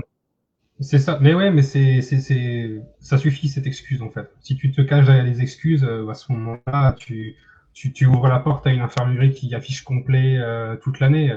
Duranville, c'est pas son potentiel, même son niveau quand il joue, qui me pose problème. C'est qu'il ne joue jamais en fait. Et il ne joue jamais parce qu'il est tout le temps blessé. Alors il a que 19 Ah oui. ans, d'accord. Ça fait 4 ans qu'il est au club. Je donne plus la chance à eux, en fait. Je préfère voir Campbell, à la limite. Campbell qui, lui, est en forme, attend son heure. Et Duranville, en plus, Kovac s'est exprimé sur lui. C'est un bon joueur, mais il y a mieux. Quel avenir tu Ouais. veux construire avec ça? Il n'y a pas d'avenir Ah oui. pour Moi, Duranville, du coup. je suis d'accord à partir du moment où tu me dis que ce joueur-là, il est voué à être blessé toute sa carrière. Bah, écoute, oui, tu lui montes la porte. Hein, ça, je suis d'accord avec toi. Hein, c'est malheureux, mais voilà. Par contre, maintenant, tu me dis qu'il est en forme à 100%. Je suis pas très très chaud de le laisser partir. Ouais. Mais en fait, c'est ça. C'est le risque que tu prends, en fait. Mais à la place de Dortmund, le risque, j'arrête de le prendre parce que ça va, on a trop connu les blessures. Et donc, là, ça tombe sur Duranville. J'ai rien contre lui, hein. Ça aurait pu tomber sur n'importe qui, d'ailleurs. Hein. Mais ça tombe Moi, sur lui, là, en l'occurrence. Donc, ça suffit. Au bout d'un moment, dans tous les facteurs qu'il y a pour l'évolution d'un jeune joueur dont on a parlé avec Joël, notamment, la dernière fois, eh ben, il y a est-ce que tu as le corps pour? Et Ouais, tu vois, pareil, oui. c'est pas un crime. Mais pour moi, de ce qu'il nous a montré, c'est surtout ça. Et c'est surtout ça que je retiendrai de lui. C'est clair. Bon, bah, écoutez, on verra un peu dans les prochains jours ce que ça va donner et à partir de l'ouverture du mercato hivernal. On a un deuxième joueur aussi, un petit jeune, Campbell, qui devrait être également sur le départ. Alors lui, on ne parle pas d'un prêt, mais on parle d'un départ fixe. On en parlait déjà beaucoup cet été avec Stuttgart. Au final, Dortmund avait décidé de le garder. Au final, le garder, pourquoi faire pour rien. Alors, on est quand même sur du Stuttgart cet été. On descend quand même d'un petit cran. On parle du club de Bruges qui travaille sur son arrivée. Il y aurait déjà eu des négociations entre le joueur et le club. Et Campbell devrait être la potentiellement première recrue du club belge dès janvier. Bon, est-ce que c'est le bon club pour lui, Franck? Bah, comment ça, après, c'était pas bon au club pour Campbell? Bah, mais nous, on va pas payer 8 millions hein, au Borussia quand même. Ça, c'est un peu excessif. Hein. Belle imitation. Merci. Une fois. Ouais, c'est vrai qu'il y a un souci de somme, Ouais. parce qu'apparemment, on réclamerait quand même 8 millions d'euros 8 millions. pour. 8 millions? Mais pourquoi? On l'a pas fait jouer. On l'a pas fait jouer, c'est peut-être. Bon, après, c'est toujours pareil, c'est de la spéculation de journalistes, etc. Mais bon, après, peut-être, pourquoi pas. Hein, ça peut être un bon championnat et un bon club pour le relancer aussi dans une carrière qui n'a pas encore débuté, on va dire. Ouais, moi, j'ai l'impression que Dortmund, je veux dire, cet été, l'a pas cédé à Stuttgart parce qu'il ne voulait pas le donner à un concurrent direct. Que moi, je l'ai senti comme ça, quoi, hein, je veux dire. Alors, si tu le vends maintenant à Bruges, bah, pourquoi pas pour lui, parce que si on le barre chaque fois, le pauvre jeune, mais je veux dire, à quoi ça sert qu'on forme des jeunes pour à un moment leur mettre des vétos, et je veux dire, ils jouent pas, quoi, je veux dire. Alors, et pourquoi on l'a pas essayé à un moment, quoi, cette saison-là? On a eu des matchs pour pouvoir essayer, quoi, je veux dire, à un moment, quoi. Quand tu n'avais pas, je veux dire, son poste, c'est le poste de Bayer et d'Ademi. Vous n'allez même pas dire que les deux ont été transcendants sur toute la saison, quoi, pour pas laisser un moment des brides de jeu à Campbell, quoi, je veux dire, quoi. Ouais, c'est clair. Ou par je suis exemple. pas dans la peau de l'entraîneur, malheureusement, mais à un moment, si tu as des potentiels joueurs qui sont capables de faire quelque chose, essaye au moins. Essaye. Mais si tu ne sais pas, alors laisse-les partir. Je suis désolé, quoi, je veux dire. Parce que ça veut dire que c'est pas la solution, je veux dire, pour. J'ai du mal à comprendre notre politique de jeunes. On en a déjà parlé la dernière fois, je ne vais pas refaire. Donc, ouais, ça c'est clair. Mais bon, il y avait comme le cas de Villarreal où il aurait pu rentrer. Ou après, bon, Bordeaux, c'est le souci, c'est le score. Je pense que si à la 60e, tu gagnais 3-0 ou un truc comme ça. Oui, il n'était pas sur la feuille de match contre Bordeaux. Tu fais rentrer grosse. Donc, il n'était pas. Non, je crois qu'il était, non? Il était. Durand, il était dessus. Mais je ne sais pas si lui était dessus. Ah, ok, bah, je sais plus. Donc, bon, après. Je sais plus non plus, hein, moi. Je regardais quand même. Ok, bah, du Ça, coup, je je vous laisse laisse. la parole à Vincent pendant ce temps-là. Et toi, qu'est-ce que t'en penses, Vincent, de Bruges pour Campbell? Bah là, pareil, hein, il a un énorme potentiel. Hein. Je l'avais suivi quand il était dans l'équipe des jeunes. Il était, enfin, moi, je le trouvais excellent. En tout cas, au Il y niveau était. Il était des dans la choses. compo. Pardon, excuse-moi, Vincent. Il y était. Ok. Ouais. Mais le truc qu'il y a, c'est que bah là, cette année, je sais même pas s'il a fait un match. Et enfin, cette saison-là, je sais même pas s'il est rentré une seule fois. Je me rappelle plus en tout cas. Et t'es en train de briser une carrière d'un jeune qui demande qu'à exploser, donc il vaut mieux qu'il s'en aille, quoi. Et Bruges, je pense que vu qu'ils sont connus quand même pour avoir un énorme vivier de joueurs à fort potentiel, je pense à Ordonez, il me semble qu'il y a encore. Je pense à Tresoldi, un attaquant allemand qui vient de Hanovre, qui est extra et qui fait qui fait des belles prestations. Pourquoi pas intégrer un nouveau joueur à fort potentiel pour qu'il explose là-bas et puis on verra bien ce que ça va donner. Ouais, c'est clair. Ça peut être une belle destination. Il y a Joël qui dit, lui, son traitement, c'est limite criminel. Et surtout, on n'a pas de profil comme Campbell dans l'équipe. Donc, Kylian, toi, t'en penses quoi pour finaliser sur cette partie? Campbell me déchire un petit peu plus le cœur que Thuranville déjà, parce que lui, il trépigne d'impatience de commencer sa carrière en fait. Le problème pour Campbell, pour moi, c'est que t'as pas le coach pour, t'as pas le système pour, t'as pas l'effectif qui te permet de, et donc en fait les circonstances sont pas en sa faveur. Et pour moi, c'est ça qui justifie sa position aujourd'hui. Dans d'autres circonstances, avec un autre coach, dans un autre système, une année différente, avec un groupe différent, peut-être qu'il fait une percée à la Pulisic, ou peut-être que tu lui laisses le même temps de jeu que tu as laissé à Reina. Là, c'est pas le cas dû à de multiples facteurs. Mais lui, je pense que par contre, il a rien à se reprocher, lui, envers lui-même, tu vois. Je pense qu'il se donne. Franchement, tu l'entends rarement. Il était plutôt en faveur d'un départ à Stuttgart, là où Dortmund a posé son veto. Donc, déjà, ça pose un peu les intentions du joueur. Le gars, il veut jouer au foot, en fait. Et tu pourras pas lui reprocher ça. Tu vas lui reprocher de partir à Bruges ou ailleurs. Bah non, c'est pars, mon garçon, pars, vole de tes propres ailes, fais une carrière gigantesque et puis montre-nous qu'on a eu tort, en fait. C'est tout ce que tu souhaites à Campbell. Après, je vais pas parler de Bruges, je m'en fous de Bruges. C'est vrai que dans l'aspect, je l'aurais bien imaginé à Midtjylland ou à Elversberg, mais bon, Bruges, bah écoute, il jouera une compétition européenne tous les ans, moi. Voilà, c'est ça. C'est que puis il y a peut-être ce côté aussi qui veut un club qui joue au moins une Conference League, Europa League ou Ligue des Champions. Vas-y, Franck. Cole Campbell, cette année, c'est 189 minutes de jeu total. C'est 16 minutes en Bundesliga et c'est 173 minutes en Regionalliga West sur 2 matchs. Il a joué 3 matchs pour le Borussia Dortmund.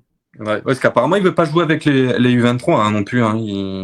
Et il est rentré pour quel match? Contre Heidenheim, non? Heidenheim, il a joué 16 minutes. Ouais. Les 16 dernières minutes. Ok, ah oui, j'avais même pas souvenir qu'il avait joué à ce moment-là. Bah écoutez, on verra un peu ce que ça donnera aussi pour lui, mais bon, c'est clair que je pense qu'au mois de janvier, ça sera un départ du Borussia Dortmund pour au moins lui. Vas-y, Franck. Et grâce à la remarque de Kylian, maintenant tu vas avoir les Belges sur Facebook. Tu auras la Guinée et la Belgique. Non, voilà, c'est bien. Non, regarde, tu gagnes. Ce soir, j'ai les couleurs du FC Bruges en plus. Donc, non, c'est vrai. Ouais, mais attends, on peut rebobiner ce que tu as dit tout à l'heure sur Bruges. Ouais, non, rien à foutre. Ben oui, qui regarde le championnat belge à part les Belges? Personne, gars. Allez, sujet suivant, on arrête. C'est vrai, la Ligue Jupiter, ils ont un problème en plus. Je crois que DAZN là-bas les a laissés tomber. Hein.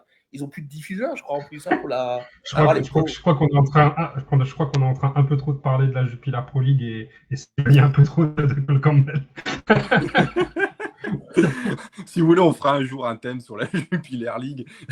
donc voilà. Bon, bah, petit point mercato terminé. C'est les seuls deux joueurs actuellement avec des sources fiables, on va dire. Sinon, on pourrait passer des soirées à parler de mercato avec Bild. On enchaîne sur l'avant-dernier sujet, la rencontre qui nous attend ce week-end contre Freiburg. Alors, un club ami, hein, Franck, comme on dit, où tu Yeah. as des connaissances également présentes là-bas sur place qui vont au stade.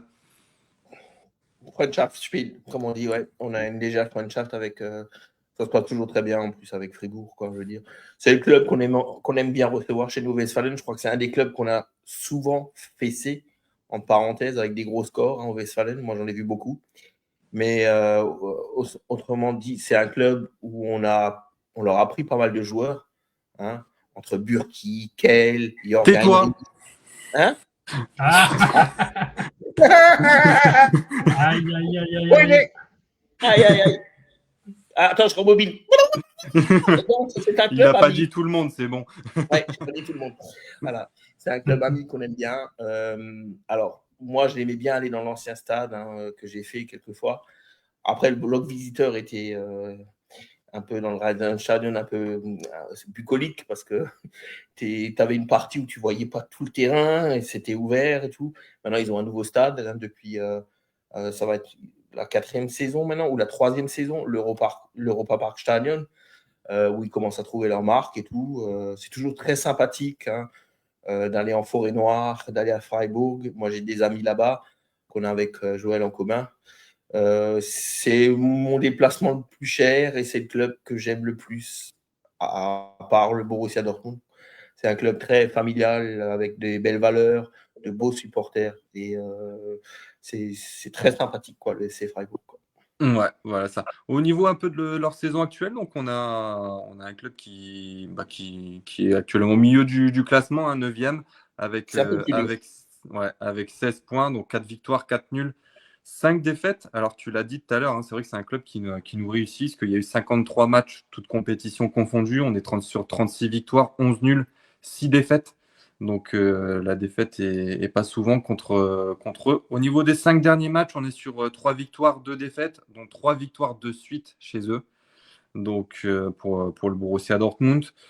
Au niveau, bon, c'est un club qui joue aussi actuellement l'Europa League, hein, 3 victoires, 3 nuls, toujours présent en Pokal, qu'ils iront affronter le Hertha Berlin en quart de finale. Donc voilà, un entraîneur, Julian Schuster, qui succède Julian Schuster. Julian Schuster, pardon, qui succède à Christian Streich. Donc, c'est la 2e saison de Christian après voilà. Christian Streich. Ouais. Donc, entraîneur emblématique hein, de Fribourg. C'est ça, qui avait les jeunes à Fribourg à un moment, qui a pris l'équipe 1 et qui a été pendant longtemps, je veux dire, qui a fait un super travail. Julian Schuster est un ancien joueur de la maison qui était co-traîneur à l'époque avec Christian Streich. Le présidium donc, du SC Freiburg a décidé de transmettre, pensait que c'était la meilleure solution. Il fait une très belle saison l'année dernière, hein, on peut dire très très belle en plus. Parce qu'il joue encore dans la dernière journée comme nous, la place qualificative, hein, mais vu qu'il perd contre Francfort, je crois, donc c'est Francfort et nous qui sommes qualifiés, eux finissent 5e. Cette année, c'était un peu plus dur. Et je crois qu'ils ont commencé par 2 ou 3 défaites de suite. Je crois 2 sûrs. Et c'est un peu l'année, on va dire, on va attendre Julian Schuster l'après Christian Streich, quoi, je veux dire, donc il est un peu attendu au tournant. Ils ont des joueurs qui sont sur la fin. Ils ont perdu le fameux joueur japonais qui est parti Ritsu Doan à Francfort, qui était en pourparlers avec nous, mais bon, qui a préféré aller à Francfort. On ne va pas revenir sur cette histoire. Ils ont quelques joueurs qui sont un peu anciens, dont Vincenzo Grifo. Et après, ils arrivent toujours à sortir des joueurs, quoi, je veux dire. Et, c'est un club. Il faut se méfier. Hein. Ils sont sur, comme tu as dit, Maxime, je crois, ça fait deux années de suite qu'on gagne chez eux. Hein. J'ai fait les 2 victoires. 3 même. 3 même, hein, voilà. Et dont un match qu'on a gagné 4-2 avec un doublé de Bels. Hein. Et l'année dernière, on gagne 4-1, je crois, chez eux. Voilà, si je me souviens, j'y étais aussi. Donc, se méfier, quoi. Hein, je veux dire, ça peut être un match piège, surtout après un match qui n'a pas été convaincant pour nous, quoi, je veux dire, quoi. Et surtout qu'on y va avec 2 blessés, en parenthèse. Ouais. 3 peut-être même. Hein. Donc, ouais. parce que tu as Sabitzer, Anselmino et Anton qui seront très fortement douteux, même surtout pour les 2 défenseurs centraux, c'est sûr. Et Zouleux était présent sur Il était ouais, il sur est le plus banc. blessé. Il était sur le banc contre Bodo. Il a retrouvé son orteil. Moi, j'ai vu à un moment, il y avait un plan arrière, enfin, on peut dire un gros plan, enfin, un plan arrière ou un gros plan, je l'ai vu, quoi. Il était bien, il était tout profond à droite, donc il prenait toute la télé, je l'ai vu, en tous les cas. Voilà. Est-ce que Ben le Sebaini sera gros toujours plan, là quoi. Qui Ben Sebaini. Oui. C'est son dernier Ou est-ce match, qu'il je crois. Il sera sera parti pas là contre Gladbach, normalement. D'accord, c'est son dernier match. Contre son ancien club, oui. Contre son Ouais, ancien... j'avais entendu qu'à partir du 19, il n'est plus là. C'est Donc, ça. le jour où on joue M. Gladbach, quoi. C'est ça. Donc, ouais, normalement, c'est son dernier match contre Fribourg. Et après, direction la CAN. Vincent, toi, du coup, la rencontre contre Fribourg, comment tu la sens? Moi personnellement, je vais pas vous faire le discours. Oui, il faut absolument gagner pour se racheter de du match qu'on a fait en Ligue des Champions contre Bodo. Je veux dire maintenant, voilà, il faut aller là-haut, il faut gagner. J'ai eu la chance de faire 2 fois un déplacement là-haut. C'est vrai que c'est super sympa. J'ai même reçu ce matin une invitation pour aller voir le match de la part d'un des membres du fan club du Luxembourg, de Fribourg. J'ai dû décliner parce que là, on est en pleine période de Noël, donc ça craint. Mais je travaillerai pas, mais je préfère me reposer et rester chez moi. Parce que bon, c'est un tout petit peu moins loin que Dortmund, du coup. Pour moi, le déplacement, mais je préfère quand même me reposer. Je vais regarder le match tranquillement à la maison. Mais de toute façon, je m'attends à une victoire. J'espère au moins la manière, quoi. Et encore montrer, nous montrer que qu'on a un groupe solide et on sait se remettre en question. Et puis bon, je vais pas maintenant parler de Kovac, quoi, parce que Kovac, c'est vrai que je commence tout doucement à me ranger du côté de Franck par rapport à son football minimaliste. Je m'attends déjà à ce que les joueurs fassent le taf là-haut et puis on repart avec les 3 points. Donc ouais, écoute, on verra. Kylian, je te laisse le mot de la fin pour cette rencontre. Oui, Fribourg. Alors, j'ai regardé un petit peu le mois de novembre, depuis novembre, ce que fait Fribourg. Donc, rapidement, on a un match nul contre Union Berlin, pas top. Une victoire contre Nice en Europa. Alors, Nice en Europa, on n'en parle pas. On veut se mettre personne à dos ici. Une victoire contre Sampaoli. Voilà, Sampaoli, Union Berlin, Nice, jusque-là, pas de très grosse opposition. Et puis 22 novembre, Victoria Pilsen en Europa League. Ouais, ok. Et puis une victoire 4-0 contre Mayence réduite à 10. Une victoire 2-0 contre Darmstadt. Darmstadt réduit à 10 aussi. Ouais, exactement. Donc en Coupe d'Allemagne, ils sont passés contre Darmstadt sans que Darmstadt avait un rouge aussi. Et une défaite contre Heidenheim. Ça n'a pas l'air d'un mois de novembre/décembre d'une opposition insurmontable, loin de là. Par contre, moi, ce qui m'intéresse à Fribourg, c'est son effectif. Alors, Franck a commencé à le détailler un petit peu. Moi, j'ai même un petit peu plus en profondeur. Parce qu'à part le gardien et le numéro 9, bon, qui sont 2 postes clés, bien sûr, mais moi, à tout boulot, j'ai jamais été fan du gars. Et en pointe, pour moi, ils ont personne de pertinent. Mais par contre, après, à toutes les lignes, en fait, c'est pas des gars qui sont extrêmement talentueux, mais c'est des mecs qui sont extrêmement fiables, qui ont une expérience de la Bundesliga qui est franchement assez impressionnante. On peut commencer par l'arrière avec Lienhardt et évidemment Ginter. Ils ont toujours leur capitaine, Christian Günther, qui sera peut-être titulaire. Philippe Troy, moi j'aime beaucoup Philippe Troy, où il y a Kubler aussi qu'on connaît. Au milieu, c'est chargé avec Egelstein, avec Osterhage. Et leur pépite, Johan Manzambi, qui n'a que 20 ans, qui est suisse, qui est le joueur le mieux valorisé du club. Et dans une semaine, là, Transfermarkt va mettre à jour les valeurs des joueurs. Si vous voulez, on fera un point sur ce qui s'est passé à Dortmund. Mais lui, typiquement, Johan Manzambi, lui, à mon avis, son prix peut peut-être doubler parce qu'il fait un maxi gros début de saison. Et après, voilà, Griffo, on connaît. Beste, on connaît aussi évidemment. Ah bah. Devant, ce sera sûrement Euler. Donc en fait, c'est un effectif hyper cohérent, hyper expérimenté, qui n'a pas connu grand-chose d'autre que la Bundesliga. En fait, c'est des mecs qui ont fait leur carrière en Allemagne. Actuellement, le meilleur buteur, c'est Griffo avec 4 buts, et le meilleur passeur, donc c'est Manzanghi. Faut s'attendre à un match compliqué où on va laisser les dents sur le gazon. Ceci dit, je pense que Dortmund a suffisamment de talent pour surpasser cette équipe. Encore faut-il s'en donner les moyens. Mais sur ce qu'a monté Fribourg en novembre et en décembre, ça semble quand même techniquement limité. Donc je pense qu'on pourra repartir de Fribourg avec une victoire en poche. En tout cas, je l'espère. Ouais, surtout qu'il faudra faire attention, c'est que Fribourg, c'est 50% de buts marqués sur coup franc, corner et coup de pied arrêté et penalty. Hein. Donc ça va être les duels en l'air vont être très très importants.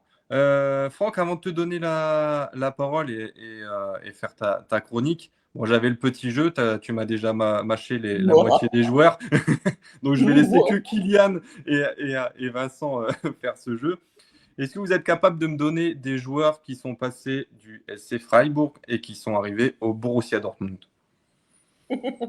Kiel. Oui. Burki. Burki, ah bah oui. Burki, ouais. Oui. Schlotterbeck. Oui. Ouais. Bien joué. L'autre que j'ai Philippe. présenté la semaine dernière. Eh oui. Comment La semaine dernière, c'était qui déjà? Jörg Heinrich. Ah oui. Ah oui, Heinrich. Yes. Maximilian Philippe, tu me l'as compté? Non, il n'avait pas encore été dit. Ben voilà, Maximilian Philippe. Il en reste un. Il en reste un. Mm. Ginter? Voilà. Ah bah oui. C'était ça. Donc oui, vous avez. Oui, tout est fait. Bien joué, Vincent. C'est un 100%. Et actuellement, il y en a quelques-uns à Fribourg qui étaient à Dortmund. Dans l'effectif actuel, il y en a au moins 3. Osterhag. Ouais. Stinzel. Philippe. Philippe. Ah oui, Philippe. Moi, je ne la fais pas, Maximilian. Il y a Philippe. encore ouais, je crois. Ouais. Ouais, bon, il y en a au moins plus que 3. Hein. Allez-y. Hein. Donc, Osterhage, Philippe, Inter. Il n'y a pas Stinzel ou je sais pas quoi, un truc comme ça? Non, Patrick Schenzel, mais il est plus. Ah non, il y est plus. Besteux. Voilà. Il y a oui. Il reste un. Oui, chez les jeunes. Non, je crois que c'est bon. Non, c'est bon. Okay. Ouais, non, c'est bon. Bon, bah voilà. Bah écoutez, on a fait le tour un peu. Franck, comme d'habitude, je vais te laisser la parole pour et pour finir sur le match de Fribourg, donc il y aura Joël. Oui, pardon. Il y aura Joël, il y aura Tommy et donc moi-même, des Galisha Youngs qui seront sur place. Quoi. Voilà, trois Galiches présents à Fribourg. Donc voilà. Bah écoute, à toi la parole pour la chronique du vieux Bourroussan. Pareil, si vous le trouvez dans le chat, n'hésitez pas à le noter comme ça. Je le dis à Franck. Alors, on reste dans les milieux centrales. Un joueur, comment dire, pas un grand joueur, mais un combatif. Un joueur qui est resté pendant la période trouble du Borussia Dortmund, donc 2004, 2005, 2006. Un joueur qui est né à Singen, en Allemagne, qui a joué à Singen, comme notre ami Norbert Dickel, puis qui a été de 1994 jusqu'en 2012 à Dortmund. De 1994 en 2000, il fait les équipes de jeunes. Et de 2000 à 2012, il est à Dortmund, avec 2 périodes de prêt. Une fois, il y a une période de prêt de 2 ans à Cologne et une fois, il y a une période de prêt au Hertha BSC. C'est un milieu défensif. Chez nous, il a été très connu pour avoir porté le numéro 6.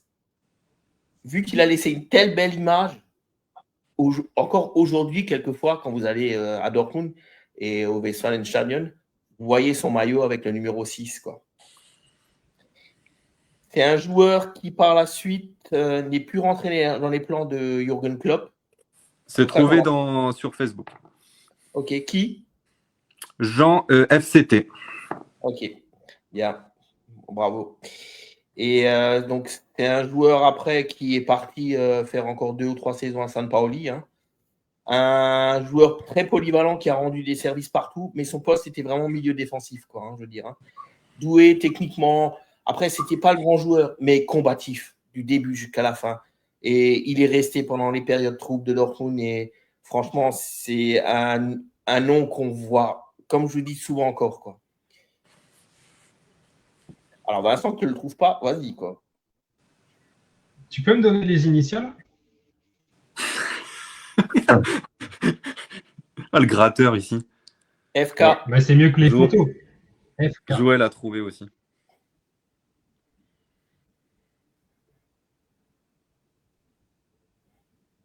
Ouais, je sais pas.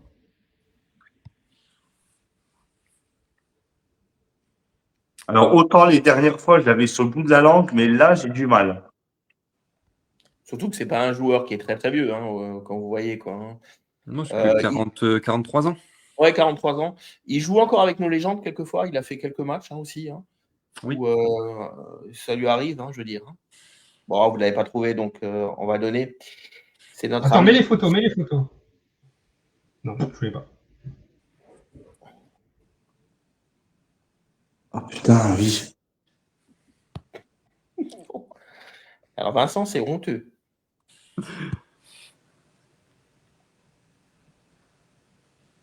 Non, mais si c'est 2012, je l'ai vu jouer au moins une fois, sûr. Ok, moi j'ai son nom, je le connaissais pas du tout. 2012, il a plus joué vraiment. Hein. Il rentrait plus dans les plans de Rune Club. Je crois qu'il doit faire 2 apparitions en 2012. Hein. Et l'année d'avant, il était prêté au Hertha. Donc, Il est de quelle origine? Il est d'origine allemande, hein, oui, pardon. Ah bah, il est allemand, il a joué avec les espoirs allemands aussi. Hein. Ouais, c'était notre ami Florian Kring. Florian Kringer, oui. Oui, et ben écoute, je me rappelle plus du tout et honnêtement, j'ai de très très vagues souvenirs, hein. Sincèrement. Mais c'est bien au cas où ça rentrerait dans tes questions qu'on va bientôt avoir. Hein. Non. C'est bon à Je pense savoir. pas. Celle-là, elle était trop facile. Donc, je vous aurais pas des questions aussi faciles que ça. Non, mais vous croyez tomber de la dernière pluie, là, ou quoi? Non. Ouais, Florian Kringer, ça restera pour les amateurs du Borussia Dortmund, je veux dire, une connaissance. Et vous voyez encore quelquefois des maillots de lui, hein, et c'était le numéro 6 à Dortmund, quoi, hein, je veux dire. Pas un gros joueur, pas un gros talent, mais un abatteur et un mec qui a toujours fermé sa gueule, qui a joué, qui était là sur le banc, qui était là dans le vestiaire quand il jouait pas, mais qui a toujours été là. Et il est toujours encore vraiment identifié au Borussia parce que, comme je vous dis, il fait des matchs de légende, quoi, je veux dire. Quoi. Par contre, le maillot qu'il a en bas à gauche, en bas à droite, c'est un maillot que je cherche. Ben, moi, je l'ai en Nourri-Saïm, avec un flocage 25 avec Nourri-Saïm, qui est très rare. Quoi. Ok. Bah voilà. Là, je le cherche depuis longtemps. C'était la petite chronique à Franck. Donc, félicitations à Jean, parce que c'est lui qui a été le premier à trouver. Bon, comme d'habitude, je finis avec la traditionnelle petite photo du classement. Bon, au final, pas autant de dégâts que ça. Hein, donc, on pensait que ça allait exploser de partout. Bon, Kylian, toujours solide leader. Joël Vincent avec 33 points. Maxime qui a complètement chuté au classement 4e, 32. Et Franck qui ferme la marche avec 31 points. On va voir contre Fribourg. Donc, est-ce que ça va donner? Peut-être que avant la fin de la première partie de saison, ça peut exploser au niveau du classement. Juste, je vais faire une petite. Je l'avais dit à Maxime dans ma chronique, pour ceux qui écoutent, hein, aussi pour Kylian et Vincent, je ne ferai pas des joueurs genre Marco Reus, Robert Lewandowski ou compagnie. Ça ne m'intéresse pas. Ils sont connus par tout le monde. J'ai plutôt envie de vous faire présenter des joueurs que vous ne connaissez pas, ou malgré que certains, comme Kylian, avaient trouvé Paul Lambert, qui était. Faut le faire. Mais je préfère vous montrer des joueurs de l'ombre, des joueurs qui m'ont marqué moi pendant mon histoire, même si c'était une courte histoire, je veux dire, mais c'est des joueurs qui ont marqué l'histoire du Borussia Dortmund surtout. Quoi. Voilà. Donc vous avez compris, vous faites les joueurs de 90 à 2000 et vous les apprenez par cœur. Voilà. Ah, et petite, j'en ai parlé à Max. Quand on fait lundi Fribourg, il y aura un joueur. Et après, on aura encore le débrief du dimanche soir, Mönchengladbach. Mönchengladbach, il y aura une émission spéciale. C'est que je vous ferai 10 minutes, mais à vous de trouver les gardiens de la période 90 à 2025. Voilà. Ça Parce serait... que présenter un gardien, c'est trop facile parce que je vous donnerai les indices du gardien, ça va, vous allez tout de suite le trouver, quoi, je veux dire. Puis il n'y en a Là, pas 50 000. Je veux dire, voilà, les gardiens, Oui. tu fais vite le tour quand même. Hein, des années 90 à là, tu arrives à un peu. Donc, je ferai 10 minutes sur les gardiens, mais en vous présentant différemment, quoi. C'est ça. On trouve une autre manière de faire. Messieurs, merci beaucoup pour votre présence, hein, comme d'habitude. Une émission au top sur top, comme dirait Kylian, 10 sur 10. Et puis, merci aussi à ceux qui étaient sur le chat avec Thomas, Jean, Joël. Bon, Ophélie, je te fais quand même un bisou. Excuse-moi pour Reina, je le ferai plus, promis. et voilà, écoutez. On se retrouve du coup, nous, lundi soir à 20h. Je ne ferai pas de présentation de Fribourg, que niveau travail, c'est très chargé, plus toute la semaine là, avec les émissions. Je n'ai pas eu trop le temps de préparer tout ça. Donc, on fera ça pour le match retour. Et puis, d'ici là, portez-vous bien. Et puis à lundi soir. Et puis, comme on dit en Allemagne, Tschüss. Tchuss.